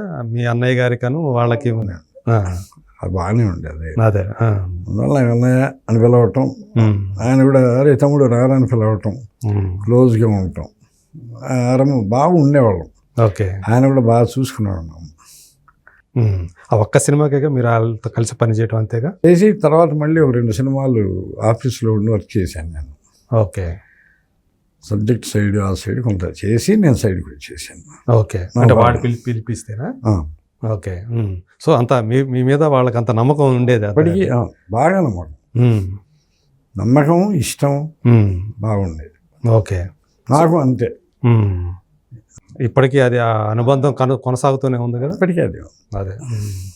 సో మీకు ఆ టైంలో ఆ సినిమాలు పోయిన తర్వాత కొంచెం గ్యాప్ తీసుకున్నారన్న కదా, ఆల్మోస్ట్ 7 సంవత్సరాలు అన్నారు కదా. 7 ఏళ్ళు మరి ఎలా గడిపారు అసలు మీకు? అసలు అది తెలియని ఏదో జరిగినట్టు అయిపోయింది. ఒకసారి టైం అంతా బ్లాంక్ అయిపోయింది. ఆ టైంలో నేను చెప్పాను కదా, ఆధ్యాత్మిక గ్రంథాలు ఎక్కువ చదివేవాడిని. అడపా డిప్రెషన్ అనేది లేకుండా ఉంటాను మనిషి అనేవాడికి. అదే. ఎట్లాగూ నేను మా బాబురావు గారి సినిమాలు, ఆ టీ కృష్ణ మెమోరియల్ సినిమాలు కూడా వచ్చాయి. అవును. మన వాళ్ళ సినిమాలు అన్నయ్య చేస్తున్నవి ఆటోమేటిక్గా వాళ్ళు అడిగేవాళ్ళు, పిలిచేవాళ్ళు, ఫోన్ చేసేవాళ్ళు. వాళ్ళ హక్కులాగా నేను వాళ్ళ మనిషినే కదా, బాబురావు గారు కానీ హరినారావు గారికి. నేను వర్క్ చేయమంటే వెళ్ళిపోయేవాడిని. నేను చేస్తున్నాను కదా, వర్క్ చేస్తున్నాను. అది మన బాబురావు గారి సినిమా, మన అన్నయ్య సినిమా, మన టీ కృష్ణ మెమోరియల్ సినిమా, ఈ ఫీలింగ్లో ఉండేవాడిని నేను. ఓకే. దానివల్ల నాకు టైం గ్యాప్ తెలియలే. ఎప్పుడన్నా గుర్తొచ్చేది, ఏంటి నా లైఫ్ స్తంభించిందా ఏంటి అనుకోని, కాదులే టైం వచ్చినప్పుడు కలుగుతుందా ఒక నమ్మకం నాకు. కరెక్ట్గా ఒక టైంలో అంగరక్షకుడు స్టార్ట్ అయింది. ఏది? అంగరక్షకుడు. ఓకే. రాజశేఖర్ది. అంగరక్షకుడు స్టార్ట్ అయిన 2వ నెలలో ఆలీబాబా స్టార్ట్ అయింది. ఆలీబాబా ఇమ్మీడియట్గా సత్యనారాయణ ఎమ్మెల్యే శుభాకాంక్షలు స్టార్ట్ అయింది. శుభాకాంక్షలు పక్కన ఎగిరే పౌరం స్టార్ట్ అయింది. ఇంకా అది ఎప్పుడైనా ఒకటి అంటే నేను ఏదో నేను చెప్పను, కానీ నా అనుభవం ఎవరికైనా అంతే ఉంటుంది. ఇంచుమించు అటు ఇటు మారుతుంది కొంచెం. ఒక మంచి జరగటం మొదలు పెడితే అది కరెక్ట్గా గుర్తు, కంటిన్యూగా జరుగుతున్నది అని.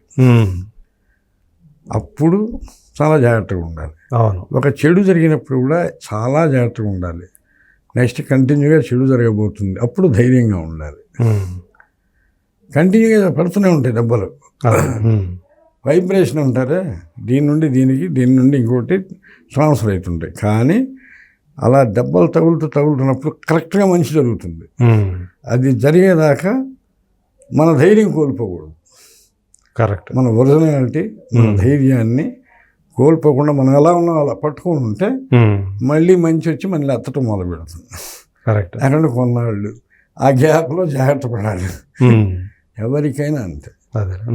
అది రాజకీయ నాయకులకైనా అంతే, సినిమా వాళ్ళకైనా అంతే, ఏ ఫీల్డ్ వాళ్ళైనా. మీరు చూడండి, మీకే తెలుసు కదా, ఒక మంచి టైం వచ్చినప్పుడు జాగ్రత్తగా పట్టుకోవాలి. ఆ మంచి టైం కోసం ఎంతో కష్టపడాలి. అదే వచ్చింది నిలబెట్టుకోవటం ఒక గొప్ప విషయం. అప్పుడు ఆ తర్వాతకి మళ్ళీ మీరు వెనక్కి చూసుకోవాల్సిన, మళ్ళీ మధ్యలో ఆ తర్వాత గ్యాప్లు రాలేదు కదా అసలు? ఎన్ని సంవత్సరాల పాటు అట్లా? 99 నుండి 2007 లేదు 2010 దాకా, కనీసం ఒక దశాబ్ద కాలం మాత్రం. చాలా సినిమాలు రాశా, ఏం అసలు చాలా మంచి సినిమాలు రాశా. సో అందులో ఈవి సత్యనారాయణ గారికి బాగా మీరు ఇష్టమైనటువంటి రచయిత అయిపోయారు. 10 సినిమాల పైన చేసినట్టున్నారు కదా? 15 చేసి ఉంటాను. అందులో వాళ్ళ అబ్బాయితో చేసిన సినిమాలకు చేశారు.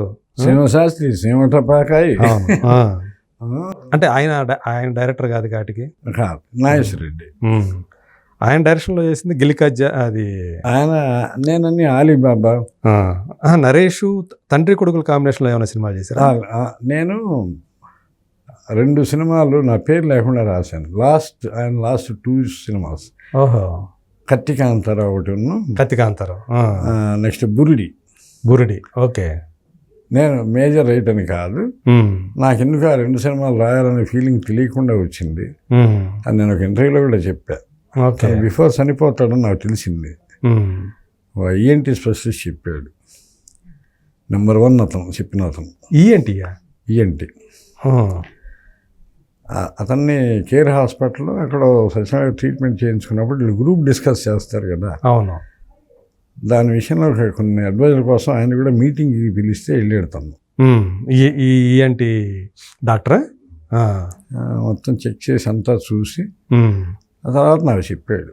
ఆ డాక్టర్ నా జూనియర్ కాలేజీలో అతను. ఆ డాక్టరా? అతని పేరు డిఎస్ రావు. ఓకే. మీకు తెలిసే ఉంటుంది, ఇప్పుడు సిటీలో తన ఫేమస్ హాస్పిటల్ డిఎస్ రావు. ఓకే. జూనియర్ ఆయన. అదే జూనియర్ చిన్నపిల్లడు మాకు. అదేలే. ఇప్పుడు నెంబర్ 1 డాక్టర్ అతను. ఓకే. నేను ఎందుకో ఒకసారి ఈ సైడ్ ప్రాబ్లం వస్తే వెళ్ళినా, మాట్లాడుతున్నప్పుడు చెప్పాడు, రాజా కొంచెం ప్రాబ్లం అయింది, మందులు వాడుతూ జాగ్రత్తగా కంటిన్యూ అయితే లైఫ్ టైం ఎక్స్టెండ్ అవుతుంది అన్నాడు. ఆహా అని వచ్చా.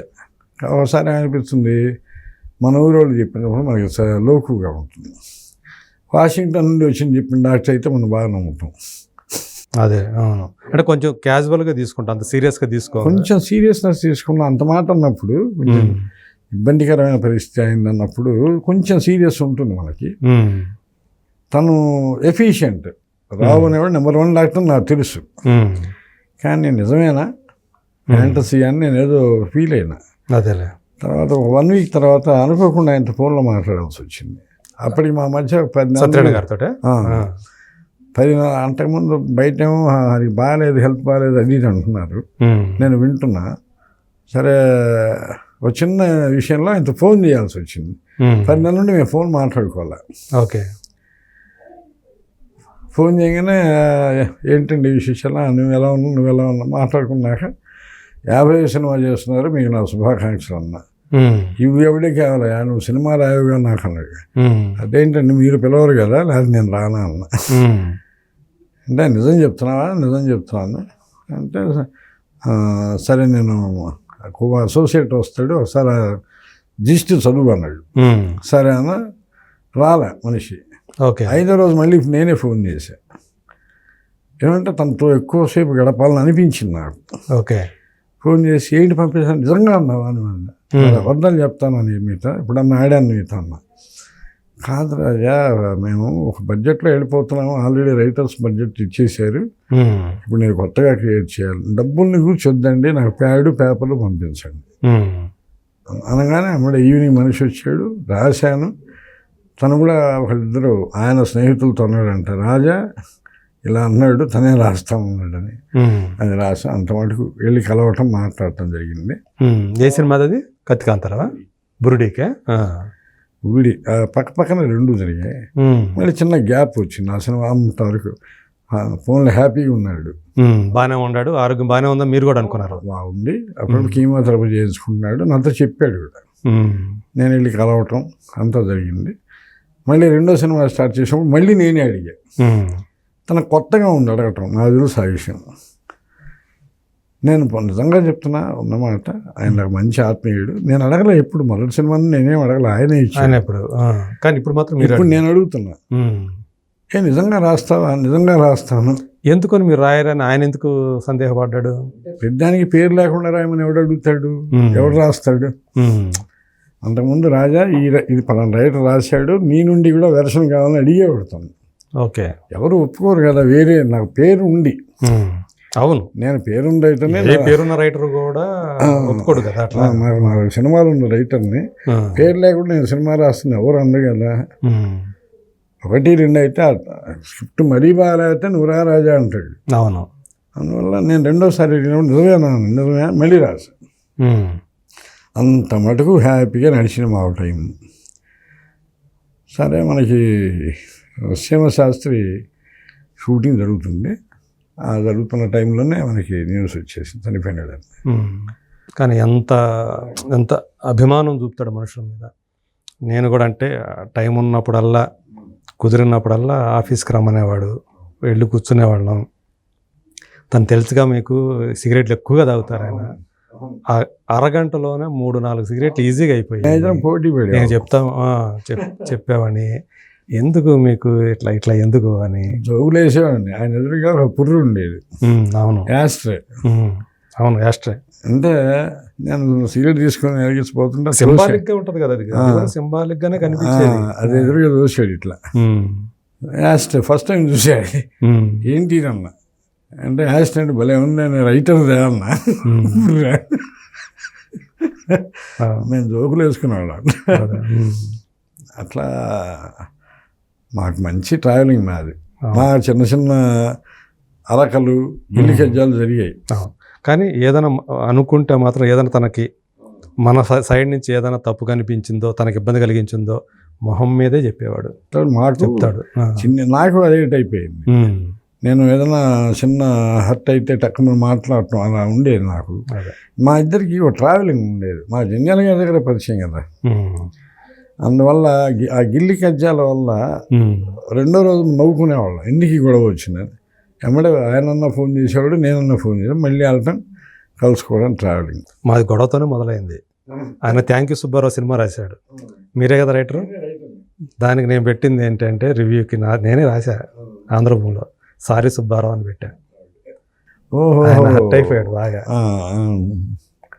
కలుస్తుంటాం కదా, రెగ్యులర్గా కలుస్తుంటాం కదా, ఆయన అట్లా మేమిద్దరం, అది మా మొదటి పరిచయం చెప్పాలి. అది తాత్కాలిక కోపం, శాశ్వతంగా పగబెట్టి రాజకీయాలు చేసి దుర్మార్గాలు చేసే మెంటాలిటీ కాదు. ఊరికి ఆ కాసేపు కొంచెం ఆహా అంటాడు, కానీ మళ్ళీ ఏమంటే సత్యనారాయణ గారు అని ఎవరైనా వచ్చి మాట్లాడితే మళ్ళీ కూల్ అయ్యి వాడికి ఏదో హెల్ప్ చేస్తాడు. ఆ తర్వాత చాలా అంటే తన చెప్పేంత, తన కథల గురించి, చేస్తున్న ప్రాజెక్ట్ గురించి చెప్పేంత ఇది సన్నిహితం అయిపోయారు. బాగా క్లోజ్గా ఉంటాడు. ఎవరికైనా ఈగోలు అవే ఎక్కువ పెట్టుకోడు, తక్కువ మాట్లాడేస్తాడు. ఊరికి మనిషి గాంభీర్యంగా ఉండేటప్పటికీ అవును, కొంచెం ఆ లోపాలు ఉన్నవాళ్ళు భయపడతారు తప్ప, ఒరిజినల్గా చూస్తే తన ఊరికి గాంభీర్యం, వాయిస్ కాస్త గట్టిగా ఉంటాయి తప్ప చాలా క్లోజ్గా ఉంటాడు, దగ్గర అవుతాడు మనిషికి మాట్లాడుతాను. అదే మనకంత దగ్గరగా ఉన్నవాళ్ళు సడన్గా అలా పోవటం అనేది కొంచెం మనకి, నేను 1 year బాగా పడింది నాకు అది. ఎందుకంటే ఆయన చేసిన ప్రతి సినిమాకి నేను షూటింగ్లో 70% ఉన్నా. టీవీ ఆన్ చేస్తే మా సినిమా ఏదో ఒకటి కామెడీ బిట్ రాగానే ఆ రోజు గుర్తొచ్చేది. మనిషి మిస్ అయినాడే అనే ఫీలింగ్ వెంబడే వచ్చేది నాకు. ఓకే, కొన్ని సమయాల్లో మనకి డెలికేటెడ్గా మనకి నన్ను అర్థం చేసుకునే డైరెక్టర్ కదా. అవును, నన్ను అర్థం చేసుకున్న డైరెక్టర్, నేను అర్థం చేసుకున్న డైరెక్టర్ అయితే లింక్ బాగుంటుంది. ఏదో కమర్షియల్గా డబ్బులు ఇచ్చారు, రాశారు, సినిమా వచ్చింది, అది హిట్ అయిందో ఏమో, అది వేరు. ఏమంటే సీన్ చెప్పగానే తక్కువ మంది రిసీవ్ చేసుకునేది ఆయన చెప్పగానే రిసీవ్ చేసుకుని నేను, ఎందుకంటే ఈ కనెక్షన్ ఎక్కువ ఉంటుంది కదా, అది కొంచెం డెలికేటెడ్గా ఉంటుంది. మనిషి ఎక్కడో ఉండాలంటే పర్వాలేదు, కానీ లేడన్నప్పుడు భయం, బాధేస్తుంది. పైగా జంధ్యాల గారి తర్వాత అంత బాగా కామెడీ సినిమాలు తీసినటువంటి డైరెక్టర్కి ఎంతో పేరు తెచ్చుకున్నాడు. ఇంకా జంధ్యాల గారు ఎక్కువగా ఏంటంటే కామెడీల వరకే పరిమితం అయిపోయారని పేరు తెచ్చుకున్నారు, కానీ 1-2 ఆఫ్ బీట్ సినిమాలు చేశారు, నెలవంక లాంటివి చేశారు ఆయన. బట్ అవి కాలేదు. కానీ ఈయన అట్లా కాదుగా, ఒకవైపు కామెడీ సినిమాలు ఎంత బాగా తీశారో, ఇంకోవైపు ఫ్యామిలీ డ్రామాలు, యాక్షన్ సినిమాలు కూడా తీశాడుగా. అన్ని కమర్షియల్ ఫిల్మ్స్, ఫ్యామిలీ సెంటిమెంట్స్ అన్నీ తీశారు. అదే అట్లా అన్ని రకాలుగా ఆయన అంటే టాప్ డైరెక్టర్లో ఆయన కూడా ఉన్నాడు, ముందు వరుసలోనే ఉన్నాడు కదా. అట్లా చేసినంత కాలం మనకి ఒకటి వరుస ఏంటంటే, మనకి బాగా నాకు కాలేజీ ఇది వచ్చిన తర్వాత ఒక వరుస ఉండేవాళ్ళు. ఎట్లా అంటే నారాయణరావు గారు, రాఘవేంద్రరావు గారు, అట్లా ఒక బంచ్ ఆఫ్. అవును. తర్వాత అదేదంటారే, ఒక ఈవి సత్యనారాయణ గారు, కృష్ణారెడ్డి గారు. అవును, వాళ్ళదొక నిజంగా అది ఒక ట్రావెలింగ్. అవును, మనకి అక్కడ రాజశేఖర రెడ్డి గారు, చంద్రబాబు నాయుడు లాగా ఇక్కడ. అవును, నిజమే. అదే, కానీ ఈ ఇద్దరితో కూడా మీరు చేశారు, అది చేశాను. దాసరి గారితో ఇప్పుడు మీకు పనిచేసే అవకాశం రాలేదు? బంగారు బాబు చేశానుగా. Bangaru Baba, okay. Director Jonnagadda Srinivasarao, okay. చూసిన నారాయణరావు గారు, జగత్ బాబు హీరోగా. Okay, correct. నాకు ఆ కోరిక ఆయనతో డిస్కస్ చేసి ఆయనతో మాట్లాడి ఆ ట్రావెల్ అయ్యే అవకాశం కూడా వచ్చింది. అట్లా కలిగింది, అంతేగాని ఆయన డైరెక్షన్లో మాత్రం రాసే అవకాశం రాలా. నన్ను అడిగాడు 2-3 సార్లు. పుట్టిన మగాడిగా పుట్టకూడదు ఒక సినిమా రిలీజ్ కాలే, అది ఆ సినిమా ప్రొడక్షన్కి వెళ్ళి చూసి ప్రసాద్ ల్యాబ్లో ఉండి కిందకి దిగుతున్నాడు మెట్లు. నేను అప్పుడే ఏ సినిమాకి? పుట్టిన మగాడిగా పుట్టకూడదని ఒక సినిమా. మగాడిగా పుట్టకూడదు, okay. Ramanareddy director, BV Ramanareddy production చూసి వస్తున్నాడు. నేను ఎదురెళ్ళి, సార్ నమస్తే అండి అన్న, ఏమైనా ఎంత బాగా రాసే సినిమాకి, నాకు సినిమా రాసి పెట్టిట్టాను సార్, మీరు అవకాశం ఏంటి, తప్పకుండా రాస్తాను సార్. తర్వాత నేను సిటీస్కి వెళ్ళినప్పుడు మనం చేయాలి తొందరలో సినిమా సార్, అంతకన్నా ఏం కాదు సార్ మీతో. అదే అంటే ఒకటి ఏమవుతుందంటే మూర్తి గారు, మనం ఒక కాలేజీ ఊహ చేసినప్పటి నుండి ఒక ప్రపంచం, కాలేజీ దేశంలో ఉన్నప్పుడు ఒక ప్రపంచం, అప్పుడు వీళ్ళందరినీ మహామహుల్ని, దిగ్దర్శకుల్ని, మహానటులందరినీ అక్కడ స్క్రీన్ మీద చూసి చప్పట్లు కొట్టేళ్ళు వేసి వచ్చాము. ఇక్కడ వాళ్ళ దగ్గరకు వచ్చి ట్రావెలింగ్ చేస్తున్నప్పుడు దాన్ని ఏమనుకోవాలంటే, అది మన గొప్పతనం కాదు, దేవుడిచ్చిన అవకాశం అనుకోవాలి కదా. అంతే కదా, ఒక అవకాశం, అంతే కదా. మనం అసలు ఊహించని జరిగినప్పుడు. అవును, నాసన్నారాయణ గారి సినిమాలన్నీ చూసి, నారాయణ గారి సినిమాలు చూసి, అందరినీ, నా అక్కినేని నాగేశ్వరరావు గారు, రామారావు గారి సినిమాలు చూసి వాళ్ళ దగ్గరకు వచ్చి ఒక పొజిషన్లో కూర్చొని వాళ్ళతో మాట్లాడటం ఒక గ్రేట్ అవును. అని నేనే షాక్ అయ్యే ఇదంతా నిజమేనా అనిపించేది. అది కామన్ ఒక మనిషిగా నా ఫీలింగ్. అదేలే. నాగేశ్వరరావు గారితో చేశారా? నాగేశ్వర గారితో చేయలేదు. కొన్ని సినిమాలు ఆయన చేసిన వాటికి నేను కొన్ని సీన్స్ రాశాను నేను. అవునా? ఆయన కూడా జరిగింది రఘుతున్న భారతం, సకుటుంబ సపరివార సమేతంగా నా సినిమా. అవును, కొన్ని సీన్స్ రాశాను నేను. రాశాను. నాగేశ్వర గారితో కూర్చొని మాట్లాడుతూ కూర్చొని నేను ఆయన అభిమానాన్ని బేసిక్గా బేసిక్గా ఓకే. ఫస్ట్ రోజు మహాకవి క్షేత్ర ఒంగోలులో 21 రోజులు ఆడితే నేను 21 రోజులు చూసాను మార్నింగ్ షో. అవునా? అంత అభిమానం నేను. క్షేత్ర గేట్ దగ్గర నిలబడి ఏడ్చేవాడిని, సినిమా హిట్గా లేదని. కానీ సినిమా మాత్రం మీకు విపరీతంగా నచ్చింది అనమాట. అయితే రోజు 20 లక్షలు పెంచాలని నేను వెళ్తే టికెట్ పెరుగుతుంది. ఓ 10 రూపాయలు వస్తాయని. ఆయన అమెరికా నుండి వచ్చాడు, ఆపరేషన్ కని వెళ్ళాడు నాగేశ్వరరావు గారు. మా కింద నాగేశ్వరరావు గారి అభిమానులు బృందం అంతా విషాదంలో ఉన్నాము, ఎలా ఉన్నాడు ఏంటో అని. తిరిగి వచ్చాడు. రావడం మహాకవి క్షేత్ర ఏంటో సినిమా అని ఒక ఊపుతో ఉన్నాము. వచ్చింది, రెడీ అయినాం చూడటానికి. మరోజు మార్నింగ్ షోకి వెళ్ళాము. పెద్ద ఏమనిపించలేదు జనానికి, ఎటువంటి అటు వెళ్తుంటే ఆపాలని చూసాం. ఆ రోజు నుండి ప్రతిరోజు మార్నింగ్ షోకి వెళ్ళటం, వచ్చిన జనంలో నేను దూరటం. తక్కువ మంది ఉండారు అనుకోవటం. తగ్గారు జనం. శుక్ర, శని, ఆది, సోమవారం ఎలాగన్నా నిలబడాలి సినిమా. 21 రోజు 21 రోజు చూసా మార్నింగ్ షో నేను. అది కూడా మార్నింగ్ షోలే. అప్పుడు చదువుకుంటా ఉండాలి కదా, డొమ్మాలా అంత వీరాభిమానం అనమాట. కాలేజీలో ఎక్కడున్నాం మనం, ఎప్పుడు నాటకాలు రిహార్సల్స్లో అక్కడ ఎప్పుడన్నా. నాగేశ్వరరావు గారిని ఎప్పుడు కలిసినప్పుడు ఈ విషయం ఎప్పుడన్నా ప్రస్తావించారా, చెప్పారా? మాట్లాడా. ఆయన స్టేజ్ మీద కూడా గౌరీ ఫంక్షన్ 50 days ఇదిలో వాళ్ళ మనవడితో కలిసి పని చేశారు. సుమన్ తోటి, కొడుకుతోటి చేశారు, మనవడితో చేశారు. అటు కూడా చెప్పే స్టేజ్. నాగేశ్వర గారితో నా పేరు వేసే సినిమాలు నేను రాయలేకపోయినా కానీ వాళ్ళ వారసులతో చేద్దాం అనుకున్నా, చేసా కానీ వారసుడికి డైలాగ్ లేవు అందులో. శశీంద్రికి అని ఆయన అంటే నాకు చాలా అభిమానం అని మహాకవి క్షేత్రంలో పాట పాడి వినిపించా నేను. అది గొప్ప అభిమాని నాగేశ్వరరావు గారికి. అది నాకు తెలుసు నాగేశ్వర గారు ఎలా ఆలోచిస్తాడంటే, ఏం చెప్తున్నావురా నువ్వు, ప్రతి ఒక్కటి చెప్పినట్టు అనుకుంటాడు, అంతే కదా. దాన్ని రిజిస్టర్ చేయాలని అందులో పాట పాడా. ఓకే, అప్పుడు కన్ఫర్మ్ చేసుకున్నా. ఏదో మాటలు చెప్పే టైప్ కాదు ఇది, నిజంగానే సీరియస్ గానే చెప్పాడు ఈ విషయం అనేది. దాని విషయం అర్థమైంది. అర్థమై ఇలాగే ఆయన చూపు బాగుంటుంది కదా నాగేశ్వర గారు. చూసి తర్వాత ఆయనకి మైక్ ఇచ్చారు. ఆయన మాట్లాడేటప్పుడు అందరిని పొగుడుతున్నాడు, నా వైపు చూస్తున్నాడు, పొగడాలా ఉండాలి. అందరినీ పొగుడుతున్నాడు. కెమెరామెన్ పొగిడాడు, డైరెక్టర్ని పొగిడాడు, ఇలా చూస్తాడు. చూసి లాస్ట్ ఇంకా ఉండబట్లాగా అలా చూసి ఆయన నా అభిమానులు ఉన్నారు, అందుకని నేను ఆయన గురించి ఎక్కువగా చెప్పకూడదు. చాలా అద్భుతమైన డైలాగ్ రాశాడు గౌరీకి. నాకు ఆ రోజు అనుభవం ఏంటంటే, స్టేజ్ మీద ఎక్కినప్పుడు మనం ఎవరిని పొగడకుండా వేరే విషయాలు మాట్లాడి కూర్చోవాలి. మనం అందరినీ పొగిడామా ఎవ్వరూ మంది పొగడరు. అంటే ఒక్కొక్కసారి ఒక అనుభవం వస్తుంది కదా. అవును, అప్పటి నుండి నేను వేదిక మీదకి వెళ్ళి ఎవరిని పొగడటం మానేసి. అంటే మనం పొగిడాం కాబట్టి వీళ్ళు మళ్ళీ పొగుడుతున్నారని అనుకుంటారేమో అనుకుంటారని వాళ్ళు పొగడరు. అదే అందుకని ఎప్పుడైనా సరే స్టేజ్ మీద ఫస్ట్ మాట్లాడకూడదు, మాట్లాడినా ఎవరిని పొగడకూడదు. నేర్చుకోండి మూర్తి గారు, మంచి లెసన్.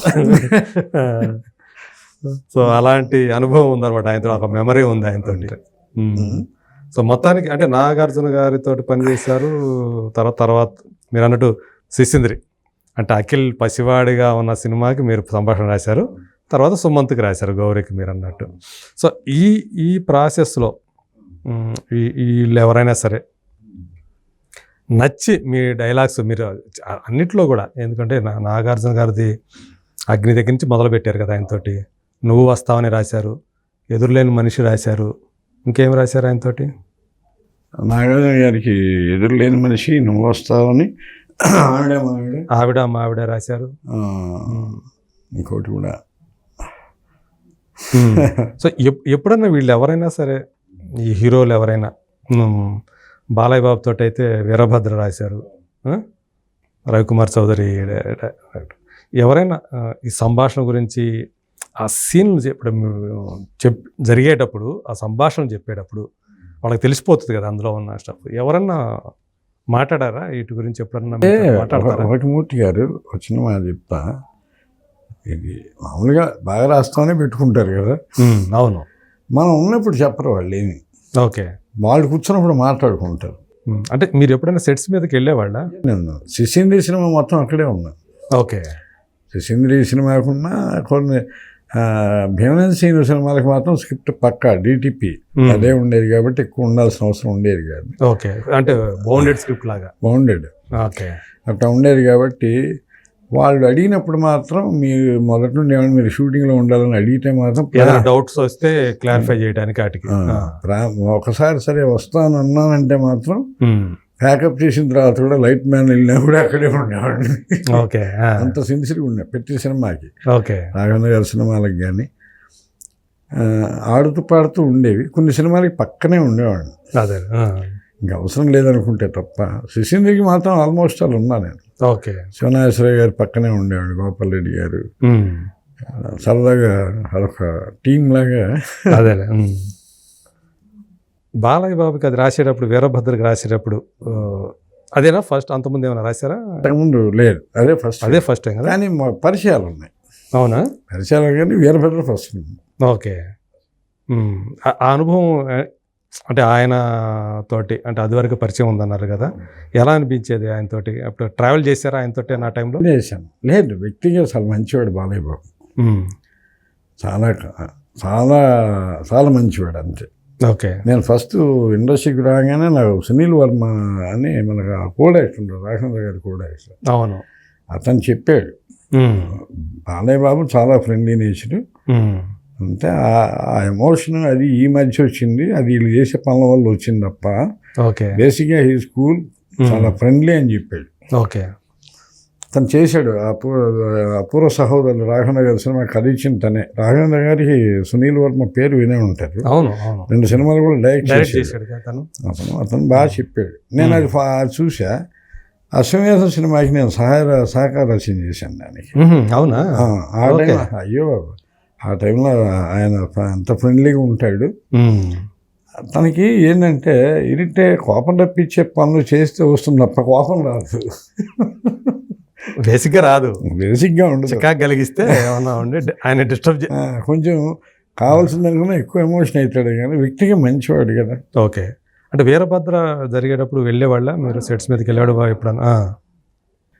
డైలీ షూటింగ్కి వెళ్ళేవాడిని, కూర్చొని అప్పుడప్పుడు డైలాగులు వినిపించేవాడిని. నాకంత శ్రమిస్తాడా రవి, తనే చదివి వినిపిస్తాడుగా. అవునులే, నేనే చదివేస్తాను అంటాడుగా అక్కడ. అదే అదే. సో ఆయన ఇప్పటికీ కూడా అంటే ఈ నెలతోటి ఆగస్టు 30వ తేదీతోటి నటుడయ్యి ఆయన 50 సంవత్సరాలు పూర్తి చేసుకుంటున్నాడు ఆయన. తాతమ్మ కళ. సో ఆ సినిమా వచ్చి రేపు ఆగస్టు 30కి 50 సంవత్సరాలు పూర్తవుతున్నాయి, 5 దశాబ్దాలు. సో ఆ సందర్భంగా బాలయ్య గురించి చెప్పాలంటే ఏం చెప్తారు మీరు? నాకు ఇంకా ఇప్పుడు పౌరాణిక చిత్రాలు చేయగలిగితే ఆయనే చేయగలడు. అవును, ఏదైనా ఆయన పౌరాణికాలు చేశాడు, జానపదాలు చేశాడు, సాంఘికాలు చేశాడు, సైన్స్ ఫిక్షన్ చేశాడు. నేను కల్కి సినిమా చూస్తున్నప్పుడు కూడా అందులో కృష్ణుడి వేషం వచ్చి వెళ్ళిపోయేటప్పుడు బాలయ్య బాబుని కరెక్ట్గా చూపెడితే బాగుండేదేమో ఆ కృష్ణుడి వేషానికి అనిపించింది నాకు. ఓకే, అట్లా మంచి ఆర్టిస్టు బాగా చేయించుకోవాలి, దాని దగ్గర మంచి సబ్జెక్టులు పడాలి, ఇంకా పడాలి, ఇంకా తన విశ్వరూపం ఇంకా పూర్తిగా రాలి. అంతసేపు ఇప్పుడు చూపిస్తారు ఈ మధ్యకాలం చూస్తే మళ్ళీ ఆయనకి అఖండ నుంచి మళ్ళీ చూస్తే వరుసగా ఆయనకి హ్యాట్రిక్ హిట్లు.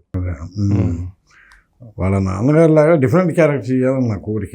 ఓకే, అది ఏంటంటే సంగీతం శ్రీనివాసరావు గారు ఆదిత్య 369 సినిమా అదే సైన్స్ ఫిక్షన్ ఫిల్మ్, మన తెలుగులో మొదటి సైన్స్ ఫిక్షన్ ఫిలిమ్స్లోకి బాలయ్య బాబు చేయాలని కోరిక నాకు. అదే ఎందుకంటే ఈ సమరసింహారెడ్డి, నరసింహనాయుడు ఇవన్నీ ప్యాటర్న్లో వెళ్ళిపోతున్నాయి, ఒకటే మూడ్లో వెళ్తున్నాయి కదా. అవును, ఈవెన్ ఆటితో కూడా ఆయన ట్రెండ్ క్రియేట్ చేసినట్టేగా ఆయన. ఆ తర్వాత అందరూ కూడా ఎంతమంది చేశారు అవి. ట్రెండే, నో డౌట్. ట్రెండ్ క్రియేట్ చేశాడు, ఆ ఎమోషన్ అన్ని క్రియేట్ చేశాడు. ఎట్ ది సేమ్ టైం నేను చెప్పేది ఏంటంటే ఒక ఆదిత్య 369 కానీ ఆ టైప్ చేస్తే బాగుంటుంది. యాక్చువల్గా ఆదిత్య 999 అనే సినిమా చేయాలనే ఆకాంక్షను కూడా ఆయన వ్యక్తం చేసి ఉన్నాడు. ఆయన యాక్చువల్గా ఆ సినిమాతోటి వాళ్ళ అబ్బాయిని కూడా ఇంట్రొడ్యూస్ చేద్దామని చెప్పేసి కూడా ఆయన అన్న సందర్భాలు ఉన్నాయి. అదే సో మళ్ళీ ఆ జానర్లో మళ్ళీ చేయాలంట. చారిత్రాత్మక సినిమాలు కానీ, జానపదం, అలా భైరవ ద్వీపం ఇట్లాంటి సినిమాలు కూడా వస్తూ ఉంటే మనకి బాగుంటుంది. ఆయన ఇప్పుడు నేను హీరోలు ఎవరేమనుకుంటారు అనేది పక్కన పెడితే ఒక ప్రేక్షకుడిగా నేను చెప్పేది ఏంటంటే అభిమానుల వల్ల వాళ్ళు మూసలో ఉన్న అన్న క్యారెక్టర్లే చేయాల్సి వస్తుంది. మనం ఇది చేస్తే అభిమానులు మెచ్చుకోరేమో, మనం చూడరేమో అభిమానులు. దీనివల్లే చాలా చోట్ల చిక్కుపడిపోయినారు హీరోలు. అవును, అంటే ఇమేజ్ అనే ఒక చట్రంలో నేను ఒక ఇంటర్వ్యూలో కూడా చెప్పా, అభిమానుల వల్ల ఎంత బలమో అదే బలహీనత కూడా వాళ్ళది. అదే అంటే ఎక్కువ జానర్ చేయలేకపోవటానికి, ఎక్కువ ప్రయోగాలు చేయలేకపోవటానికి. అందరూ మనకి ఎంత గొప్ప ఆర్టిస్టులు ఉన్నారు, మనకి గొప్ప హీరోలు కదా అందరూ.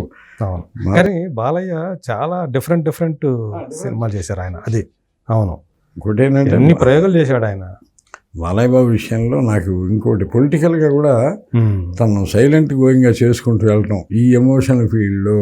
అవును అవును అవును. తర్వాత బసవతారకం క్యాన్సర్ హాస్పిటల్ కూడా సమర్థవంతంగా నడుపుతున్నాడు. ఎన్ని సంవత్సరాల నుంచి, దశాబ్దాల హ్యుమానిటీకి రుణం నడుపుతున్నాడని విన్నా నేను. అవును అవును విన్నా.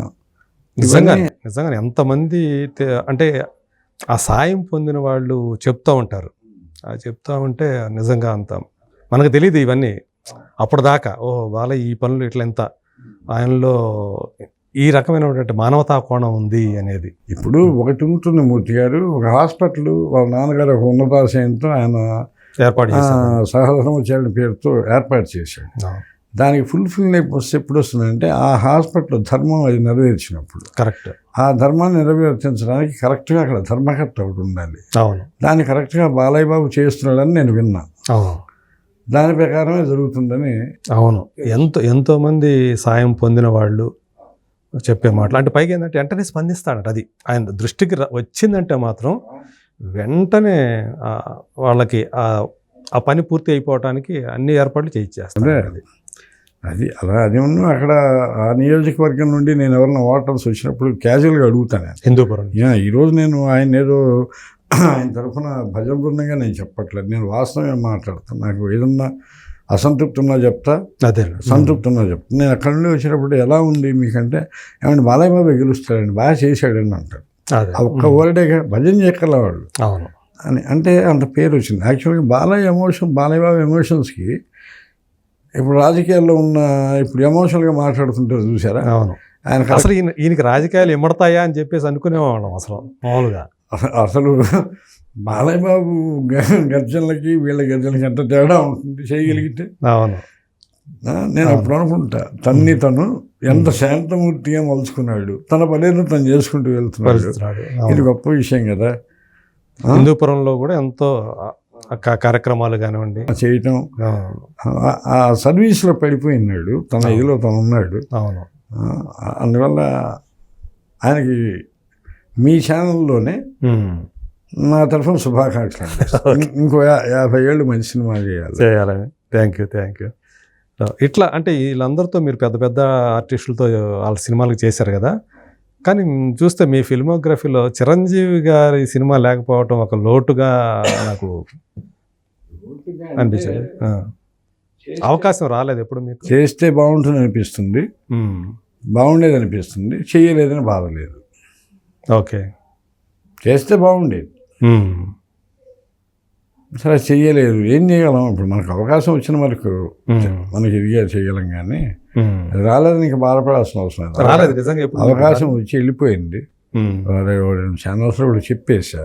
ముత్యాల సుబ్బయ్య గారి సినిమాకి అనుకుంటా కదా. అవును, అది నేను చేయాల్సిన సినిమా. డైరెక్టర్ ఫిక్స్ కాకముందే మరుసటి రోజే ఫిక్స్ అయినాడు. అవునా? డైరెక్టర్ ఫిక్స్ కాలే అప్పటికి. ఓకే, హీరో ఒక విధంగా ఎడిటర్ మోహన్ గారి సినిమా, ఒక విధంగా హీరో కూడా ఫిక్స్ కాలే. అదే యాక్చువల్గా మీరు ప్రొడ్యూసరే మిమ్మల్ని చేసినట్లే మోహన్ గారు, ఎడిటర్ మోహన్ గారు. కన్సల్ట్ చేసి ఆ. అక్కడ నుండి ట్రావెలింగ్ జరిగి తీరా చూస్తే సినిమాలో నేను లేను, మిస్ అయింది. ఉమ్. అట్లా కొన్ని అప్పటి అంటే నుండే పని చేశారా మీరు దానికి? పని చేశారు మీరు? నేను కంట్రిబ్యూట్ చేశాను సినిమాకి హిట్లర్కి. ఉమ్. ఎట్టర్ మోహన్ గారు అడిగితే చేశాను. అదే అంతకుముందు ఆయనతో కలిసి పని చేశారు కదా మీరు? నేను మోహన్ గారితోనే ఆ. పని చేయలేదు, కానీ ఉమ్. ఎట్టర్గా నాకంటే నా గౌరవం. ఉమ్. ఆ గౌరవంతో ఆయనే స్వయంగా వచ్చి పల్నాడు పౌరుషానికి కామెడీ ట్రాక్ ఒకటి కావాలంటే రాయించుకొని వెళ్ళారు. ఉమ్. ఆయన పేరు విన్నా, ఎట్టర్ మోహన్ గారు సీనియర్ మోస్ట్ అది ఇదని అభిమానం. అది పెద్ద ఆయన నాకు వయసులో స్నేహం ఒకటి. ఓకే. నేనంటే చాలా ఇష్టం తనకి. ఉమ్. చాలా ఇదిగా ఉండేవాడు. నాకు ఆయన అంటే అంత గౌరవం. దాని మీద రాజా గారు మా సినిమాకి ఇట్లా రాసి పెట్టడం. పైగా మీరు ఆయన కొడుకు డైరెక్టర్ అయినటువంటి ఫస్ట్ ఫిల్మ్కి మీరు రైటరు, హనుమాన్ జంక్షన్కి. లేదు, ఆ? అదే పొరపాటున వచ్చింది టైటిల్స్లో. అవునా? అవును, అదేంటది? అది నాకు ఎలా జరిగిందో తెలియదు. ఉమ్. నేను రైతుని కాదు, ఎవరు దానికి? నాకు కరెక్ట్గా ఐడియా లేదు. అన్నారు చాలామంది హనుమాన్ జంక్షన్స్కి మీరే అని. ఉమ్. నేను కాదని చెప్పా. ఉమ్. నేను అప్పుడప్పుడు ఆశ్చర్యపోతా. నేను రాసిన సినిమాలకి నా పేరు పడలేదు, రాయని సినిమాలకి నా పేరు ఎందుకు పడుతుంది, ఎక్కడ జరుగుతుంది. ఆ. కానీ రాజా నాకు బాగా క్లోజు. ఉమ్. రాజా పిల్లడు సిట్టింగ్లో ఆ. ఎమోషన్గా మాట్లాడుతుండేవాడు. అది ఇది అని. ఆ. అంటే మాట కాదు, వాళ్ళ నాన్నతో ఎక్కువ మాట్లాడుతుండేవాడు. అవునా? అట్లా కాదప్పా, అది కాదప్ప, ఇది కాదప్ప, కథ కథగా మాట్లాడుతుండేవాడు. ఓకే. నాకు ముచ్చటేసేది. ఇతను ఫైర్ ఉందన్నమాట. బాగా. ఆ. నేను మంచి ప్రొడ్యూసర్ అవుతాడు అనుకున్నా, కానీ డైరెక్షన్ చేస్తాడు నాకేం తెలుసు. అదే అదే అవును. మన ఇంటికి వచ్చేవాడు, ఉమ్. సార్ అడంకులు ఇడంకులు అని చెప్తుండేవాడు. ఓకే. నాకు మంచి ప్రొడ్యూసర్ అవుతాడు, వాళ్ళ నాన్నని మించి ప్రొడ్యూసర్ అవుతాడంటే ఉమ్. ఇంకా డైరెక్టర్ మంచి డైరెక్టర్ అయిపోయాడు. చిరంజీవి గారిని కూడా డైరెక్ట్ చేసేసాడు ఆయన. ఉమ్. అవును. కొన్ని మనం సంతోషంగా ఉంటుంది, కొన్ని సమయాల్లో గర్వంగా ఉంటుంది. వీళ్ళు ఆ సినిమా ఎందుకని మీరు మిస్ అయిపోయింది అనేది తెలిసిందా మీకు? అది ఏది హిట్లరా? అది అది వాళ్ళ ఎట్టర్ మోహన్ ప్రొడ్యూసరు మీకు బాగా కావాల్సిన వాడే, డైరెక్టరు మీకు బాగా కావాల్సిన వాడే. అక్కడ ఏం జరిగింది, ఎట్టర్ మోహన్ గారు క్లియర్గా చెప్పలేదు. ఎందుకంటే ఆయన మాట్లాడేటప్పుడు ఎవరి మీద దురభిప్రాయం కలిగించకుండా మాట్లాడతాడు. ఓకే. నేను ఎందుకు ఇలా జరిగింది అడిగాను నేను ఆయన. రాజా గారు మీకేం చెప్పను, వేరే కారణాలు ఉన్నాయి, ఓకే, నేను అవి చెప్పలేను మీకు, ఓకే అన్నాడు. సరే, ఇంకా దాని గురించి వదిలేసా. ఇప్పుడు ఒకటి ప్రపంచంలో మూర్తి గారు మంది అనుకున్నదే మన దగ్గరికి వస్తుంది, అది వాస్తవం. అది అవును. మంది కాదనుకున్నది వెళ్ళిపోతుంది. కానీ మంది కాకుండా చేసే వాళ్ళకి నెక్స్ట్ ఇమీడియట్గా వాళ్ళకి అదే పోతుంది. అది జరిగింది కూడా. ఓకే, మీకు అర్థమైందా? ఆ సినిమా నాది కాకుండా చేసిన వాళ్ళకి వేరేది పోయింది పక్కన. ఓకే, నేను కర్మ సిద్ధాంతం ఇది చేస్తుంది. నేను ఇప్పుడు మీతో నేను ఓపెన్గా మాట్లాడేస్తా మూర్తి గారు, దీనివల్ల ఒక ఇది వస్తూ ఉంటుంది. దానివల్ల ఇంకెందుకు, ఇప్పుడు నేనైనా 30 ఏళ్ళ కుర్రవాడిని, 40 ఏళ్ళ కుర్రవాడిని అయితే ఇంకా 40 ఏళ్ళు ఉంది కాబట్టి చీల్చి చెంది అందరినీ అది ఇది చెప్పి మొదలు పెట్టేస్తా. ఇంక నా ఎక్స్పైరీ కార్డు ఎంత దూరం ఉందో తెలియదు కదా. ఉన్ననాళ్ళు హాయిగా నవ్వుదాం, మాట్లాడదాం, వెళ్ళిపోదాం. లేకపోతే ఇప్పటికి మీరు చాలా అసలు వినుడు రామాయణ గాథ అని 30 ఏళ్లలో జరిగిన రాజకీయాలు, వంచనలు, దగాలు, మోసాలు, అలాగని మేలు చేసేవాళ్ళు అన్నీ ఉంటాయి కదా. అన్నీ ఉంటాయి. ఇది మేము మీది ఎవరిది ప్రతిదీ మనం సినిమాలు రాస్తూ ఉంటాం, కానీ ప్రతి ఒక్కరిది కూడా ఇక్కడ సినిమా కథగా రాయటానికి తగ్గ మలుపులు ఉంటాయిగా అన్ని జీవితంలో. మనం ఊహించిన వాళ్ళు మనకి మేలు చేయరు. మనం ఎవడైతే మనకి హెల్ప్ చేయడానికి ఉంటాం వాడు వచ్చి తీసుకెళ్ళి హెల్ప్ చేస్తాడు అనుకున్నాడు చేయడు. అదే మంచివాడు అనుకున్నాడు మోసం చేస్తాడు, దుర్మార్గుడు అనుకున్నాడు హెల్ప్ చేస్తాడు.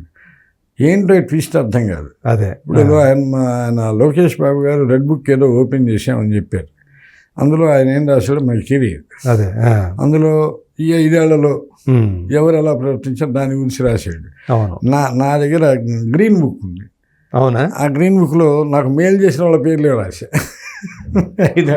ఓకే, రాసుకున్నారు నిజంగానే అంటే రాశా.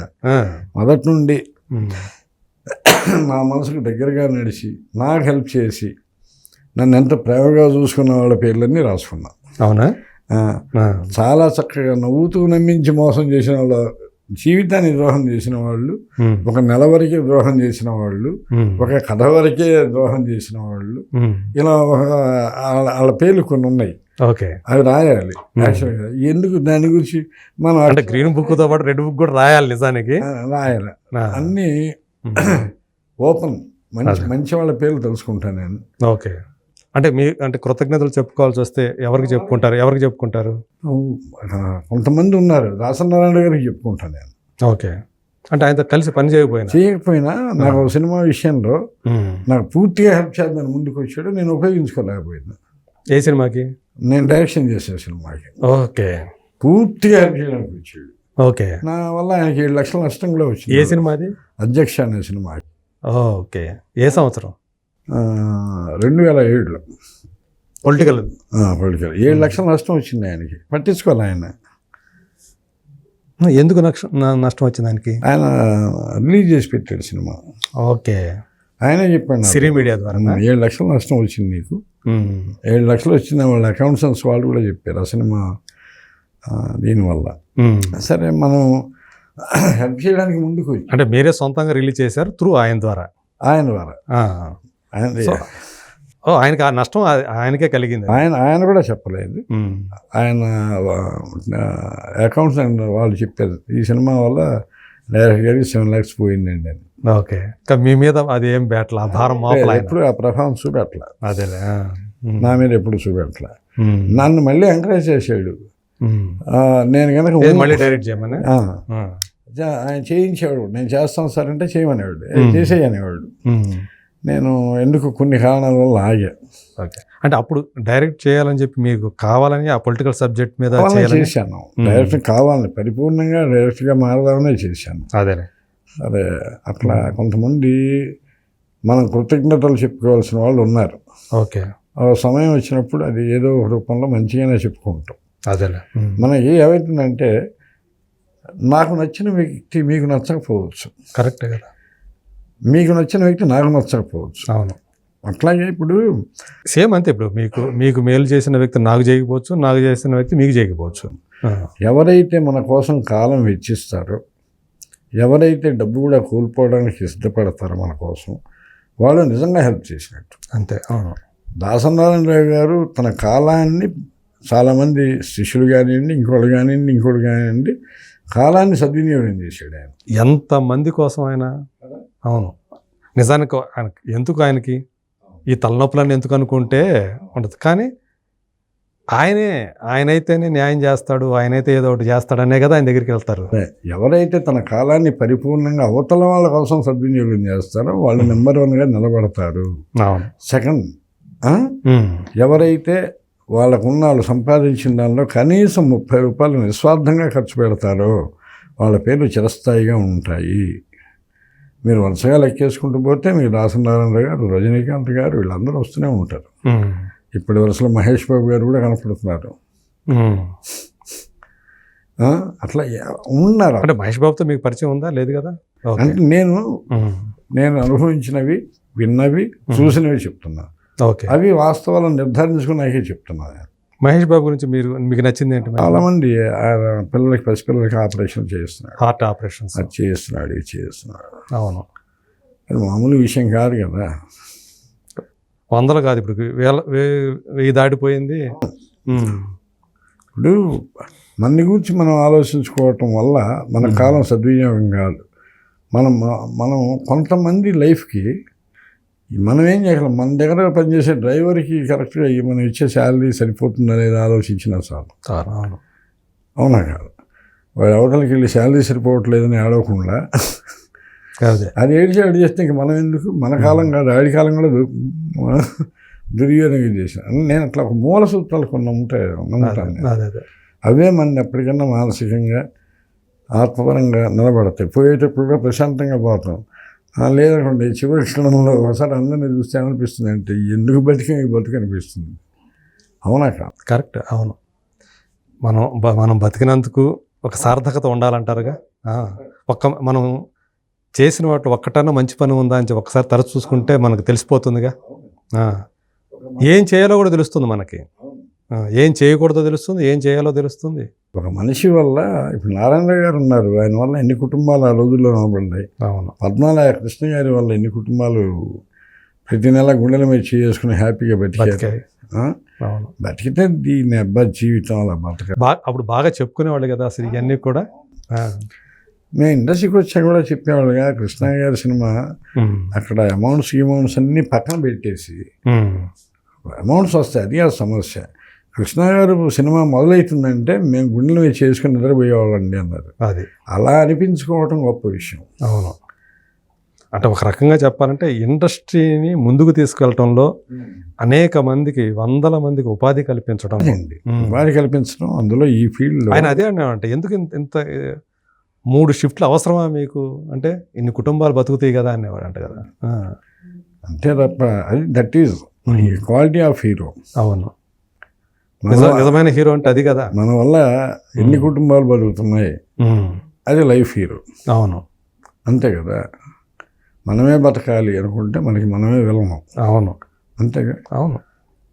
అది ఎంత తృప్తిగా ఉంటుంది. ఆ కుటుంబాలు కూడా ఎంత ఒక ధైర్యం కదా, ఆత్మధైర్యం కదా.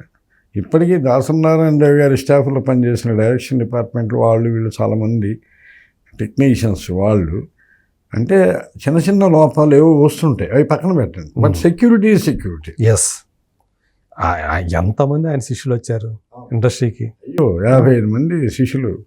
అందరూ కొమ్ములు తినే కొమ్ములు, మునగాళ్ళు, మళ్ళీ వాళ్ళ శిష్యులు, వాళ్ళ శిష్యులు ప్రశిష్యులు. అవును.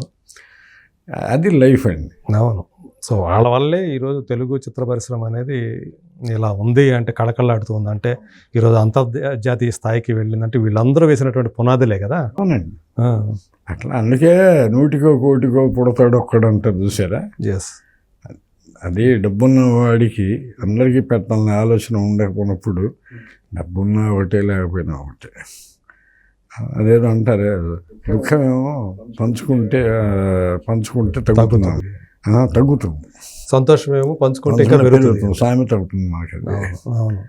మన డబ్బుతో అందరూ కూడా సంతోషం, వాళ్ళు కూడా 10 మంది భోజనం చేస్తున్నారంటే అంత ఆనందం ఉంటుంది. మనం కళమే చికెన్ బిర్యానీ వేసుకుని తింటే తలుపులు వేసుకొని అది వేరేగా ఉంటుంది కదా. మీకు అంటే పని పరంగా అన్ని సినిమాలు మీకు మీ బిడ్డ లాంటివి అనుకోండి, మీరు పనిచేసినవి, మీరు రాసిన సంభాషణలు కూడా. కానీ మీకంటూ కొన్ని ఉంటాయి కదా, కొన్ని లైన్స్ పడుతున్నప్పుడు బాగా సాటిస్ఫాక్షన్ ఇస్తాయి. అలాంటివి చెప్పుకోవాలంటే ఏ సినిమాలు చెప్తారు మీరు? మూర్తి గారు అసలు ఇప్పుడు ఫస్ట్ నా ప్రశ్నకి సమాధానం మీరు చెప్పి దానికి ప్రశ్న మళ్ళీ మీరే వేశారు. సినిమాలన్నీ నాకు ఇష్టమైంది, ఎందుకంటే అంటే అందులోనే మళ్ళీ అంటే కొన్ని గుర్తుండిపోతాయి కదా అనే ఉద్దేశంతో. ఇప్పుడు ఏమవుతుందంటే సినిమాలు, ప్రతి సినిమాలో నాకు నచ్చిన కామెడీ పంచ్ డైలాగ్ ఉంటుంది. యజ్ఞం సినిమా ఉంది, ప్రకాష్ రాజు డైలాగులు విన్నారా? అవును. అవన్నీ బాగుంటుంది. ఏదో రెడ్డమ్మ బోడమ్మ ఏదో ఉంటుంది. ఛత్రపతి శివాజీ చేతికి దుర్గామాత ఖడ్గం ఇచ్చినట్టు నీ కూతురు రిపోర్ట్ ఇచ్చిందిరా, కంప్లైంట్ ఇచ్చింది. కంప్లైంట్ చేతికి వచ్చాక రెడ్డప్ప అయితేనే బోడి బొక్కప్ప అయితేనే రెడ్డప్ప అయితేనే బోడి బొక్కప్ప అయితేనే పోవే. అది అట్లా బాగా పెళ్ళింది. పైగా ప్రకాష్ రాజు చెప్పే విధానం ఉంటుంది కదా, అది ఇంకా పేలింది బాగా థియేటర్లో అది. అవును. తర్వాత రాజేంద్ర ప్రసాద్ గారి సినిమాలు నేను రాసినవి పంచస్, అదొక శుభాకాంక్షల్లో కూడా సంభాషణలు చాలా బాగుంటాయి. సుధాకర్ మామూలుడు కాదు కదా, కామెడీ దుర్మార్గుడు కదా, మామూలు ఆర్టిస్ట్ సుధాకర్. నాకు చాలా ఇష్టం, నేనంటే ఇష్టమైన ఆర్టిస్ట్ ఆయన. అదే దురదృష్టం ఏంటంటే ఆయన కొంచెం ఈ మధ్యకాలంలో సినిమాలు నటించలేకపోవటం ఆరోగ్య కారణాల వల్ల. కొంతమంది ఆర్టిస్టులకి మన డైలాగులు రాయాలి, కొంతమంది ఆర్టిస్టులు వాళ్ళే రాయిస్తారు మంచిగా మన చేత. ఇన్స్పిరేషన్ వాళ్ళే. అవును. అలాంటి ఆర్టిస్ట్ సుధాకర్, రాజేంద్ర ప్రసాద్, అవును, సుధాకర్, ప్రకాష్ రాజు, నూతన్ ప్రసాద్ గారు, కోట గారు, వీళ్ళందరూ ఏంటంటే వీటిలోని క్యారెక్టర్లు చెప్తే చాలు. మొదటి డైలాగ్ మనం రాస్తే ఆ, రెండో డైలాగ్ వాళ్ళే వెనక చేసి ఇది రాయాలని చెప్తుంటారు వాళ్ళు. ఓకే. అది అదే అంటే నేననేది ఇమ్మెన్స్ సాటిస్ఫాక్షన్ ఇచ్చిన, అంటే ఇప్పుడు చెప్పారు మీరు యజ్ఞం అని చెప్పారు దాంట్లో ప్రకాష్ రాజు గారిది. అలా ఇంకా చెప్పాలంటే ఇంకేం చెప్పుకోవచ్చు? అంటే ఈవీవి గారితో మీరు ట్రావెల్ చేసినట్లు మీకు బాగా నచ్చిన సినిమా ఏది? అలీబాబా. అలీబాబానే. ఎందుకంటే అది నాకు ఒక చెప్పాను కదా, గ్రహణం నుండి నన్ను బయటికి లాగిన సినిమా అది. కాబట్టి అది ఎప్పటికీ అలా అలా గుర్తుండిపోయే సినిమా. అవును. శిశీంద్రి ఒకటి, అదొకటి. శిశీంద్రిలో కూడా మంచి మంచి డైలాగ్స్ ఉంటాయి. వాళ్ళకి ఆ దొంగలకు రాసినవి కానీ, శరత్ బాబుకి రాసినవి కానీ ఉండే, అమ్మకి రాసినవి కానీ ఉండే, ఆమని. అవును, అదొక మంచి అదొక డ్రీమ్ అది. ఓకే. ఏంటో అట్లా కొట్టేసాం బాగా. మీకు బాధ కలిగించిందంటే ఏదని చెప్పుకోవచ్చు? బాధ కలిగించినవి ఒకటి ఏవో ఉంటాయి, ఉండకుండా ఉండవు. మనం నమ్మిన వాళ్ళు కొన్ని సమయాలు మోసం చేసినప్పుడు వాళ్ళ మీద కోపం రాదు, కానీ మోసం చేసే అవకాశం ఇచ్చినందుకు మన మీదే మన కోపం వస్తుంది. మనం ఇది అని మనం ప్రేమ అందించిన వాళ్ళు కరెక్ట్గా అది అందించకుండా దాన్ని ఎక్స్ప్లాయిట్ చేసినప్పుడు బాధేస్తుంది. కానీ మనం ఏ ప్రేమ అందించకుండానే వాళ్ళు అందించేవాళ్ళు ఉంటారు చూసారా, వాళ్ళని చూసినప్పుడు కాస్త ధైర్యం, సంతోషం వచ్చింది. అవును, మళ్ళీ బలం పుంజుకోవడానికి అది పనికి వస్తుంది. ఈ ఫీలింగ్లు జనరల్గా నాకనే కాదు, ఇండస్ట్రీలో ప్రతి వాళ్ళకి ఉంటాయి. మీ ఫీల్డ్లో మీకు ఉంటాయి, అందరికీ ఉంటాయి. మనుషులు అన్నాక ఉంటాయి. అన్ని మన ప్రేమను అవతలలో బాగా ఎక్స్ప్లెయిట్ చేస్తే, మనం గౌరవించినా, మనం ఆరాధించినా, మనం ఇష్టపడ్డా, మనం ఎవడైతే ఎక్స్ప్లెయిట్ చేసాడో వాడిని చూస్తే చాలా బాధ వేయటమే కాకుండా వాడి మీద జాలేస్తుంది. మళ్ళీ మనం ప్రేమించినంతగా వాడిని ఎవరన్నా ప్రేమించేళ్ళు దొరుకుతారో లేదో పాపం జాలేస్తుంది. అవును, మనని పిచ్చివాడి కింద లెక్కేసినందుకు బాధ వేస్తుంది. మనకి తెలియకుండా, మనం ఏ సహాయం చేయకుండా, ఏమీ లేకుండా మనకి వచ్చి సహాయం చేసేవాడిని చూస్తే మాత్రం ఆశ్చర్యం వేస్తుంది, ఆనందం కలుగుతుంది.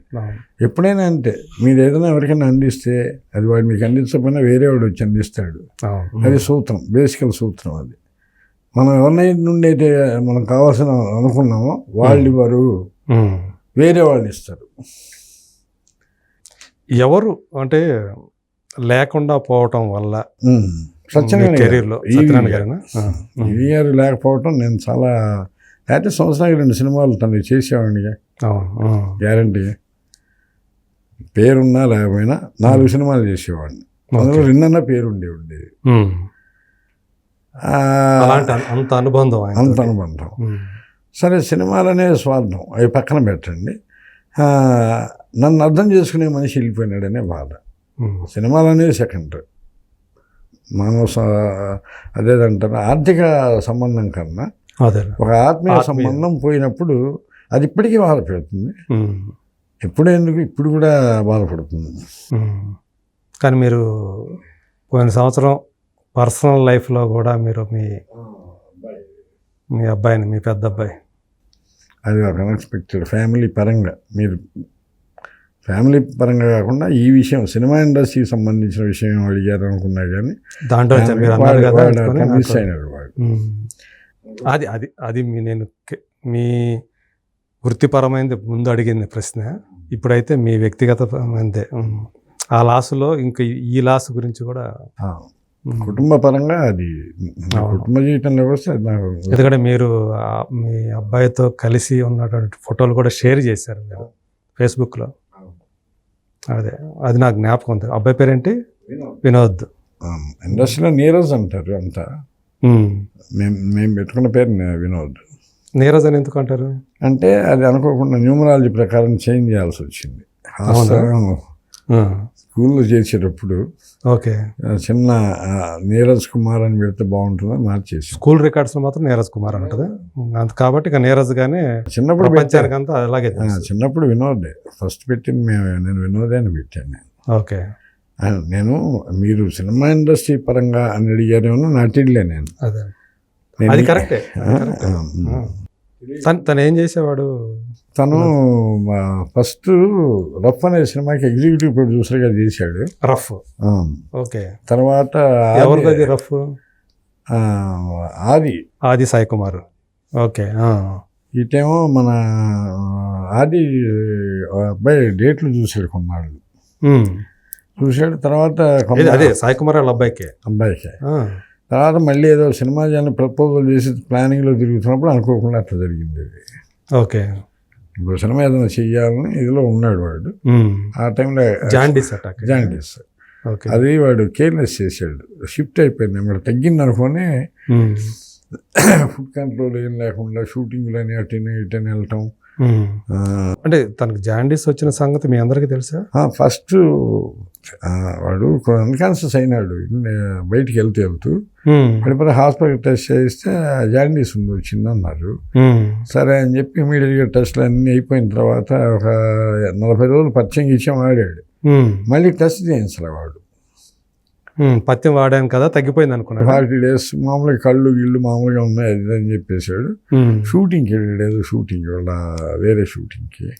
అక్కడికి వెళ్ళి రెస్ట్లెస్గా తిరిగారు, వాటర్ చేంజెస్, రకరకాల హడావుడి. ఓకే. ఆ టైంలో అది వైట్ జాండీస్ ఫామ్ అయింది. ఎల్లో కాదు, అది ఇట్లా షిఫ్ట్ అయింది. ఆల్మోస్ట్ లివర్ ఇది వచ్చింది. హాస్పిటల్లో చేరిన తర్వాత లాస్ట్ 5-6 daysలో తెలిసిందంటే డెంగ్యూ కూడా సిమ్టమ్స్ ఉన్నాయండి. ఓకే. ఒకదాని మీద ఒకటి మనకి హెల్ప్లెస్ అయిపోయింది, కాపాడుకునే స్టేజ్ వచ్చింది. ఓకే. చేతులు ఎత్తేసారు డాక్టర్లు, కష్టం అని. అవునా? ఓకే. అట్లా ఎన్ని రోజులు? ఎంత సింపులే, ఒక అంటే తిరుగుతూనే ఉన్నాడు. 2 months మామూలుగా తిరిగాడు, నార్మల్గా తిరిగాడు. అదే నార్మల్ అయిపోయింది అనుకో, నార్మల్గా తిరిగాడు. చనిపోయే ముందు కూడా నార్మల్గా తిరుగుతూనే ఉన్నాడు. ఇంట్లో అటు ఇటు రోడ్డు మీదకి వెళ్ళి వస్తున్నాడు, బయటికి వెళ్ళి వస్తున్నాడు. తక్కువ అనుకోకుండా హాస్పిటల్లో చేర్చాము. 15 రోజుల తర్వాత మెసేజ్ వచ్చింది, సీరియస్గా ఉందని. ఓకే. కొంచెం ఇబ్బందిగా ఉంది, రమ్మని ఫోన్ వచ్చింది. ఇక్కడేనా అంత ఇచ్చింది? ముందర మావిడండి, మీరు రెడీగా నేను వచ్చాను, నేను ఎవరితో మాట్లాడుతున్నా, మాకు రోజు ఫోన్లు వస్తాయి, మీరు రండి అంటే. మేము ఐసీయూలో ఉన్నాడా? ఐసీయూలో ఉన్నాడు ఆ రోజు. అప్పటికి ఐసీయూలో లేడు, బయటే ఉన్నాడు. కొంచెం మీరు రండి అంటే ఏమంటే రమ్మంటున్నారు. మావిడ ఏమంటే నాకు తొందరగా చెప్పదు, కంగారు పడతాను. ఏమంటే తొందరగా రమ్మన్నారండి హాస్పిటల్, నేను వెళ్తాను అంటే. ప్రిపేర్ అయిపోయి ఉన్నారు అప్పటికేమన్నా? ప్రిపేర్ అడుగుతున్నాడండి అంటే నాకు నమ్మకం ఉంది, ఎక్కడో ఆశ, ఏదో బయటపడతాడని. ఒకసారి అక్కడ ఎవరో వాళ్ళ ఫ్రెండ్ ఉన్నాడు, అతను వెళ్ళిపోయినాడు పని మీద, మీరు రండి తొందరగా, అతను పొద్దునే వెళ్ళాడు కానీ ఈవిడ అలా చెప్పి వెళ్ళింది. ఓకే. వెళ్ళిన హాఫ్ an hourలో నాకు మా పెద్దమ్మాయి ఫోన్, డాడీ చచ్చిపోయాడు. అంటే అప్పటికే మీ ఆవిడకి తెలుసు తనకి? మేము 15 days ముందే ప్రిపేర్ అయ్యాము. రకరకాల మందిని చేసాం, కన్సల్ట్ చేసాం, కష్టం అని చెప్పారు. ఎంత ముగ్గురా నలుగురా మీకు పిల్లలు? నలుగురు. 2 అబ్బాయిలా? తన అప్పుడు ఎంత వయసు? లాస్ట్ ఇయర్ జూన్లోనా జరిగింది? Last year June. వాడికి 36 ఏళ్ళు, 12 ఏళ్ల కూతురు కూడా ఉంది, పాప. అవునా? ఓకే. సపరేట్గా ఉంటారా తను? మేము కలిసే చనిపోయినాక, చనిపోయే ముందు 4 months ముందు సపరేట్ అయినాం. ఓకే. ఎందుకంటే వాళ్ళ ఆవిడకి ఆఫీస్ దగ్గరగా ఇల్లు తీసుకున్నారు, వాళ్ళ అమ్మగారికి వాళ్ళకి. పాప కూడా పెద్దది అయిపోయింది అప్పుడు దాకా, మేమే చూసుకునేవాళ్ళం. అంటే చూసుకోవడం అంటే ఇక్కడ కలిసి ఉండేవారు, స్కూల్కి తీసుకెళ్ళటం, ఇది మా తీసుకెళ్ళేవాళ్ళ. అనుకోకుండా వాళ్ళ ఆవిడ కూడా వాళ్ళ మల్కాజ్గిరిలో ఎక్కడో అమ్మాయికి అక్కడికి జాబ్ షిఫ్ట్ అయింది, చాలా దూరం కోడలకి. సరే ఈడు ఎక్కడ ఉండైనా ట్రావెల్ చేయగలడు కదా, అందుకని అక్కడ తీసుకున్నారు, అక్కడ ఈజీగా ఉంటుంది ఇల్లు, తనకి దగ్గరగా ఉంటుందనే ఉద్దేశంతో. ఓకే. ఇంకా లాస్ట్ 4 monthsలో వాళ్ళు దూరంగా ఉన్నారు. అంటే మేము అటు బయటికి వెళ్ళిన ఈ కొద్ది కాలానికి ఇలా జరిగిపోయింది అనమాట. అటాచ్డ్ మీకు బాగా అబ్బాయి? బాగా. పిల్లలందరూ నాకు బాగా అటాచ్మెంట్, మా ఆవిడకి కూడా అంతే. నాది కొంచెం ఎక్స్ట్రా ఉంటుంది. అవునులే. అది పైగా ఈ సినిమా ఫీల్డ్లోకి వచ్చాడు. ఇది రాలేదా తనకి సంభాషణలు, ఈ డైలాగ్స్? సో తను అట్లా వెళ్ళాడు, ఆ లైన్ ఎంచుకున్నాడు. కమర్షియల్ లైన్కి వెళ్ళాడు. అదేలే. ఒక ఆదితో పాటు ఇంకెవరికైనా చేసేవాళ్ళ వాళ్ళకు అది ఒక్కడికే. ఓకే. సో యాక్చువల్గా ప్రొడక్షన్లో దిగాలని అతను ఇదే ప్రొడ్యూసర్ కావాలనేవాడు. ఓకే. ఇదొక అంటే నేను మీరు మాట్లాడుతున్న సేపు నాకు ఇండస్ట్రీ వైపు వెళ్తున్నది. ఇది జరిగే సంవత్సరం దాటిపోయిన మొన్ననే కాశీ వెళ్ళు. అదే మీరు అతని గురించి అది ఆ పర్సనల్ లాస్ ఏదైతే ఉందో ప్రొఫెషనల్ లాస్తో కూడా అది కూడా పర్సనల్ లాస్ కింద లెక్క మీకు, ఎందుకంటే అంత సన్నిహితంగా ఉండేవారు కాబట్టి ఇవి సడన్గా నాకు ఇది గుర్తొచ్చింది. అది అలవాటు అయిపోయింది, చేజింగ్లోనే ఉంటుంది. అది ఎక్కడికి పోదుగా లోపల కొన్ని అనుభవాలు ఎలా ఉంటాయంటే మనం పడ్డ కష్టం అది దాని పాటికి అది రన్ అయితేనే ఉంటుంది. సమయం వచ్చినప్పుడు అది పలకరించి వెళ్తూనే ఉంటుంది. ఒక్కోసారి మనం మాట్లాడుకోకపోయినా రోజు ఒకసారి జ్ఞాపకం వస్తుంది, ఏదో విషయంలో గుర్తు వస్తాడు, ఏదో జరుగుతూనే ఉంటుంది. అది తప్పదు కదా మనకి, ఏదో విషయాన్ని గుర్తు వస్తుంది.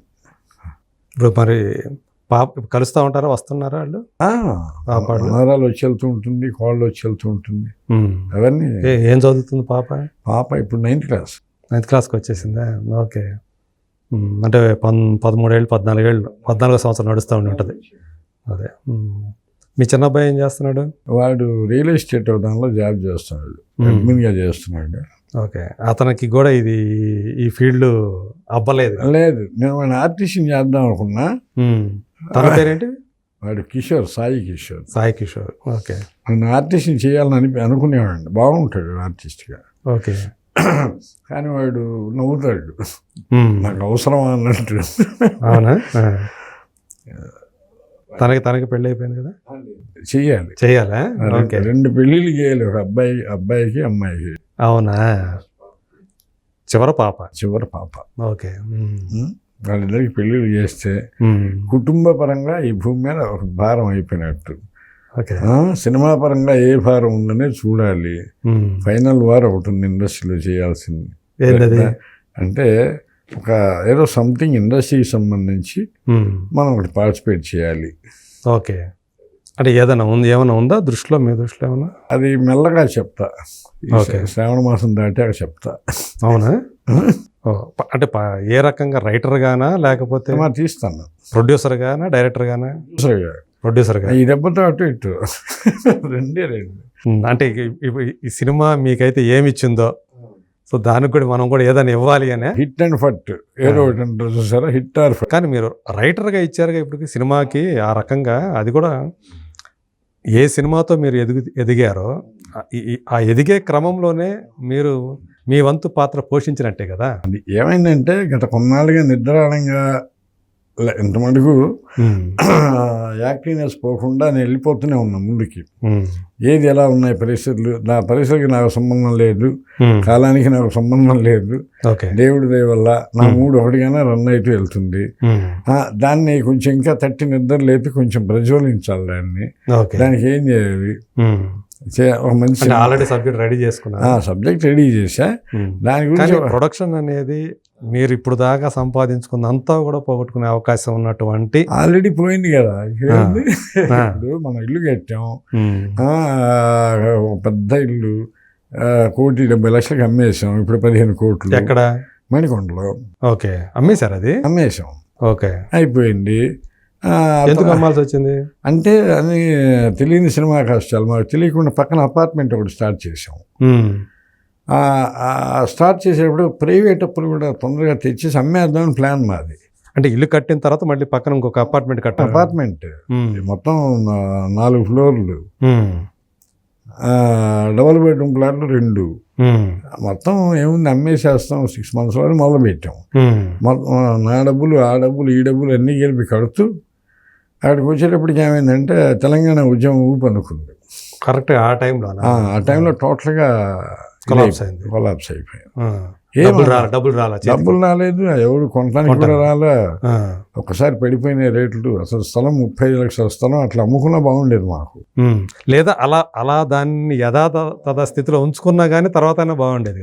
ఆ టైంలో పెద్దమ్మాయి కూడా పెళ్లి చేయాల్సి వచ్చింది. అంటే ఒక ప్యానిక్ సిచ్యువేషన్. అంత బాగానే ఉంది అనుకున్న టైంలో ఆ తెలంగాణ స్టేషన్ దీనివల్ల అటు ఇటు ఏదో కొంచెం కన్ఫ్యూజన్స్ వచ్చేసేసాయి. ఓకే. వచ్చేసి మొత్తం ఎడు చూసినా మనకి అప్పులు కనపడ్డాయి. ఏం అర్థం కాలే ఆ టైంలో. ముందర ఈ పని చేసేద్దాం, దాన్ని పంపించేసి ఏమీ లేదు, మళ్ళీ స్టార్ట్ చేద్దాం. ఓకే. ముందర ఈ భారం అయితే తొలగాలి, తిరిగిపోవాలి, అంతే. ముందర ప్రశాంతంగా ఉన్నాం. ఇది మనకు కొత్త కాదు. ఓకే. ఇలాంటి సిచ్యువేషన్లు లైఫ్లో 5 సార్లు వచ్చాయి, 5 సార్లు గెలిచాం. అదే భగవంతుడు ఏం చేస్తాడు, లాస్ట్ పోరాటం కూడా గట్టిదే ఇస్తాడు. ఆ నమ్మకంతో ఇంకా అలా మనకి సర్వీస్ ఏదో ఉంది, ఏదో చేస్తాడు. చెడు మాత్రం చేయడు.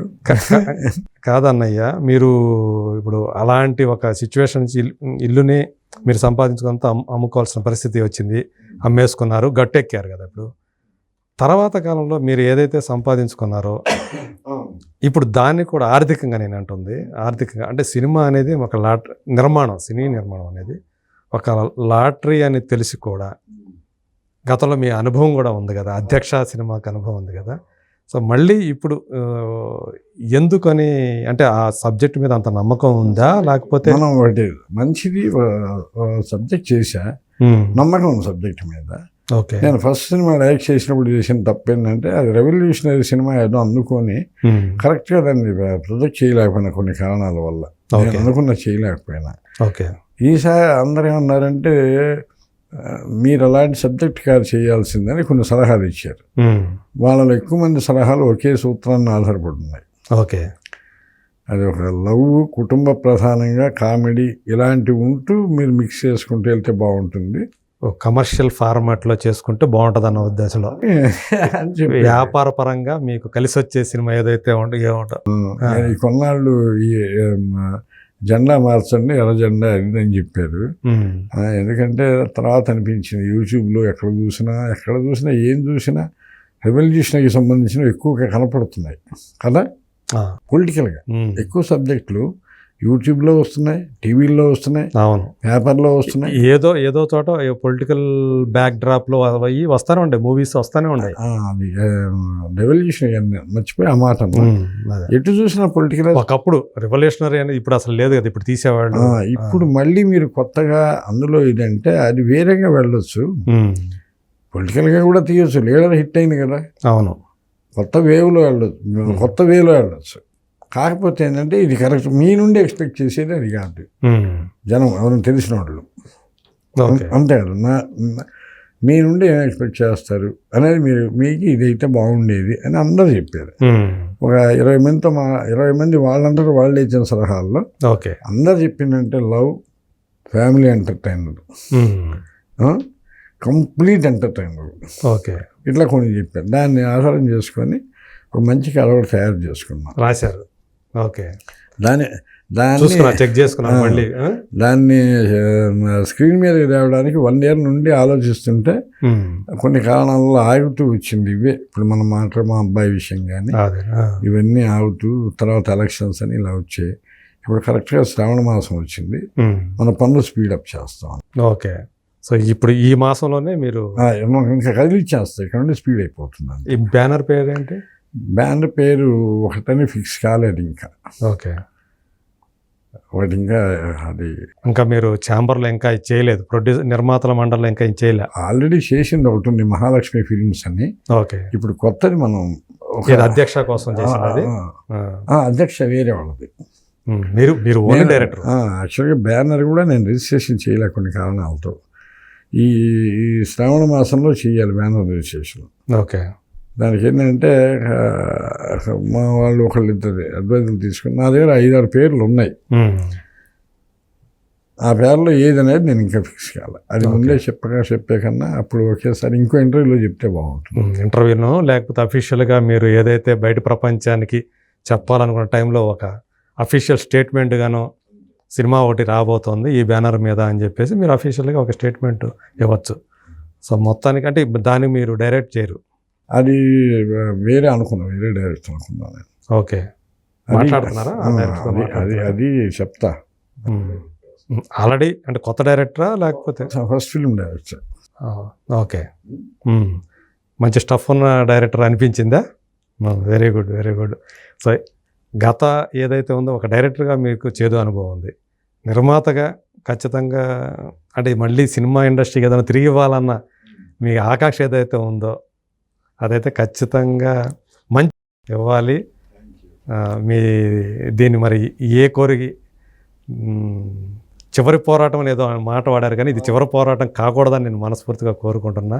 మీ నుంచి ఒక రైటర్గా తర్వాత ఒకవేళ ఈ సినిమా కనుక మీరు అనుకున్న విధంగా వచ్చి ఘన విజయం కనుక సాధించాలని మనస్ఫూర్తిగా కోరుకుంటున్నాను. కంటిన్యూగా మళ్ళీ మీ నుంచి మీ బ్యానర్ నుంచి ఈ సినిమాలు కంటిన్యూ అవ్వాలి. నాకు ఆ నమ్మకం ఉంది మూర్తి గారు. ఫస్ట్ మీకు థ్యాంక్స్ చెప్తున్నా. నాకు నమ్మకం ఉంది, ఈసారి మాత్రం టార్గెట్ మిస్ కానని నమ్మకం ఉంది. అదే పకడ్బందీగా నేను వెళ్దాం. అదే రాజా గారి సినిమా అనే పేరు తెచ్చుకోవాలి. థ్యాంక్ యూ అన్నయ్య గారు. హ్యాపీ.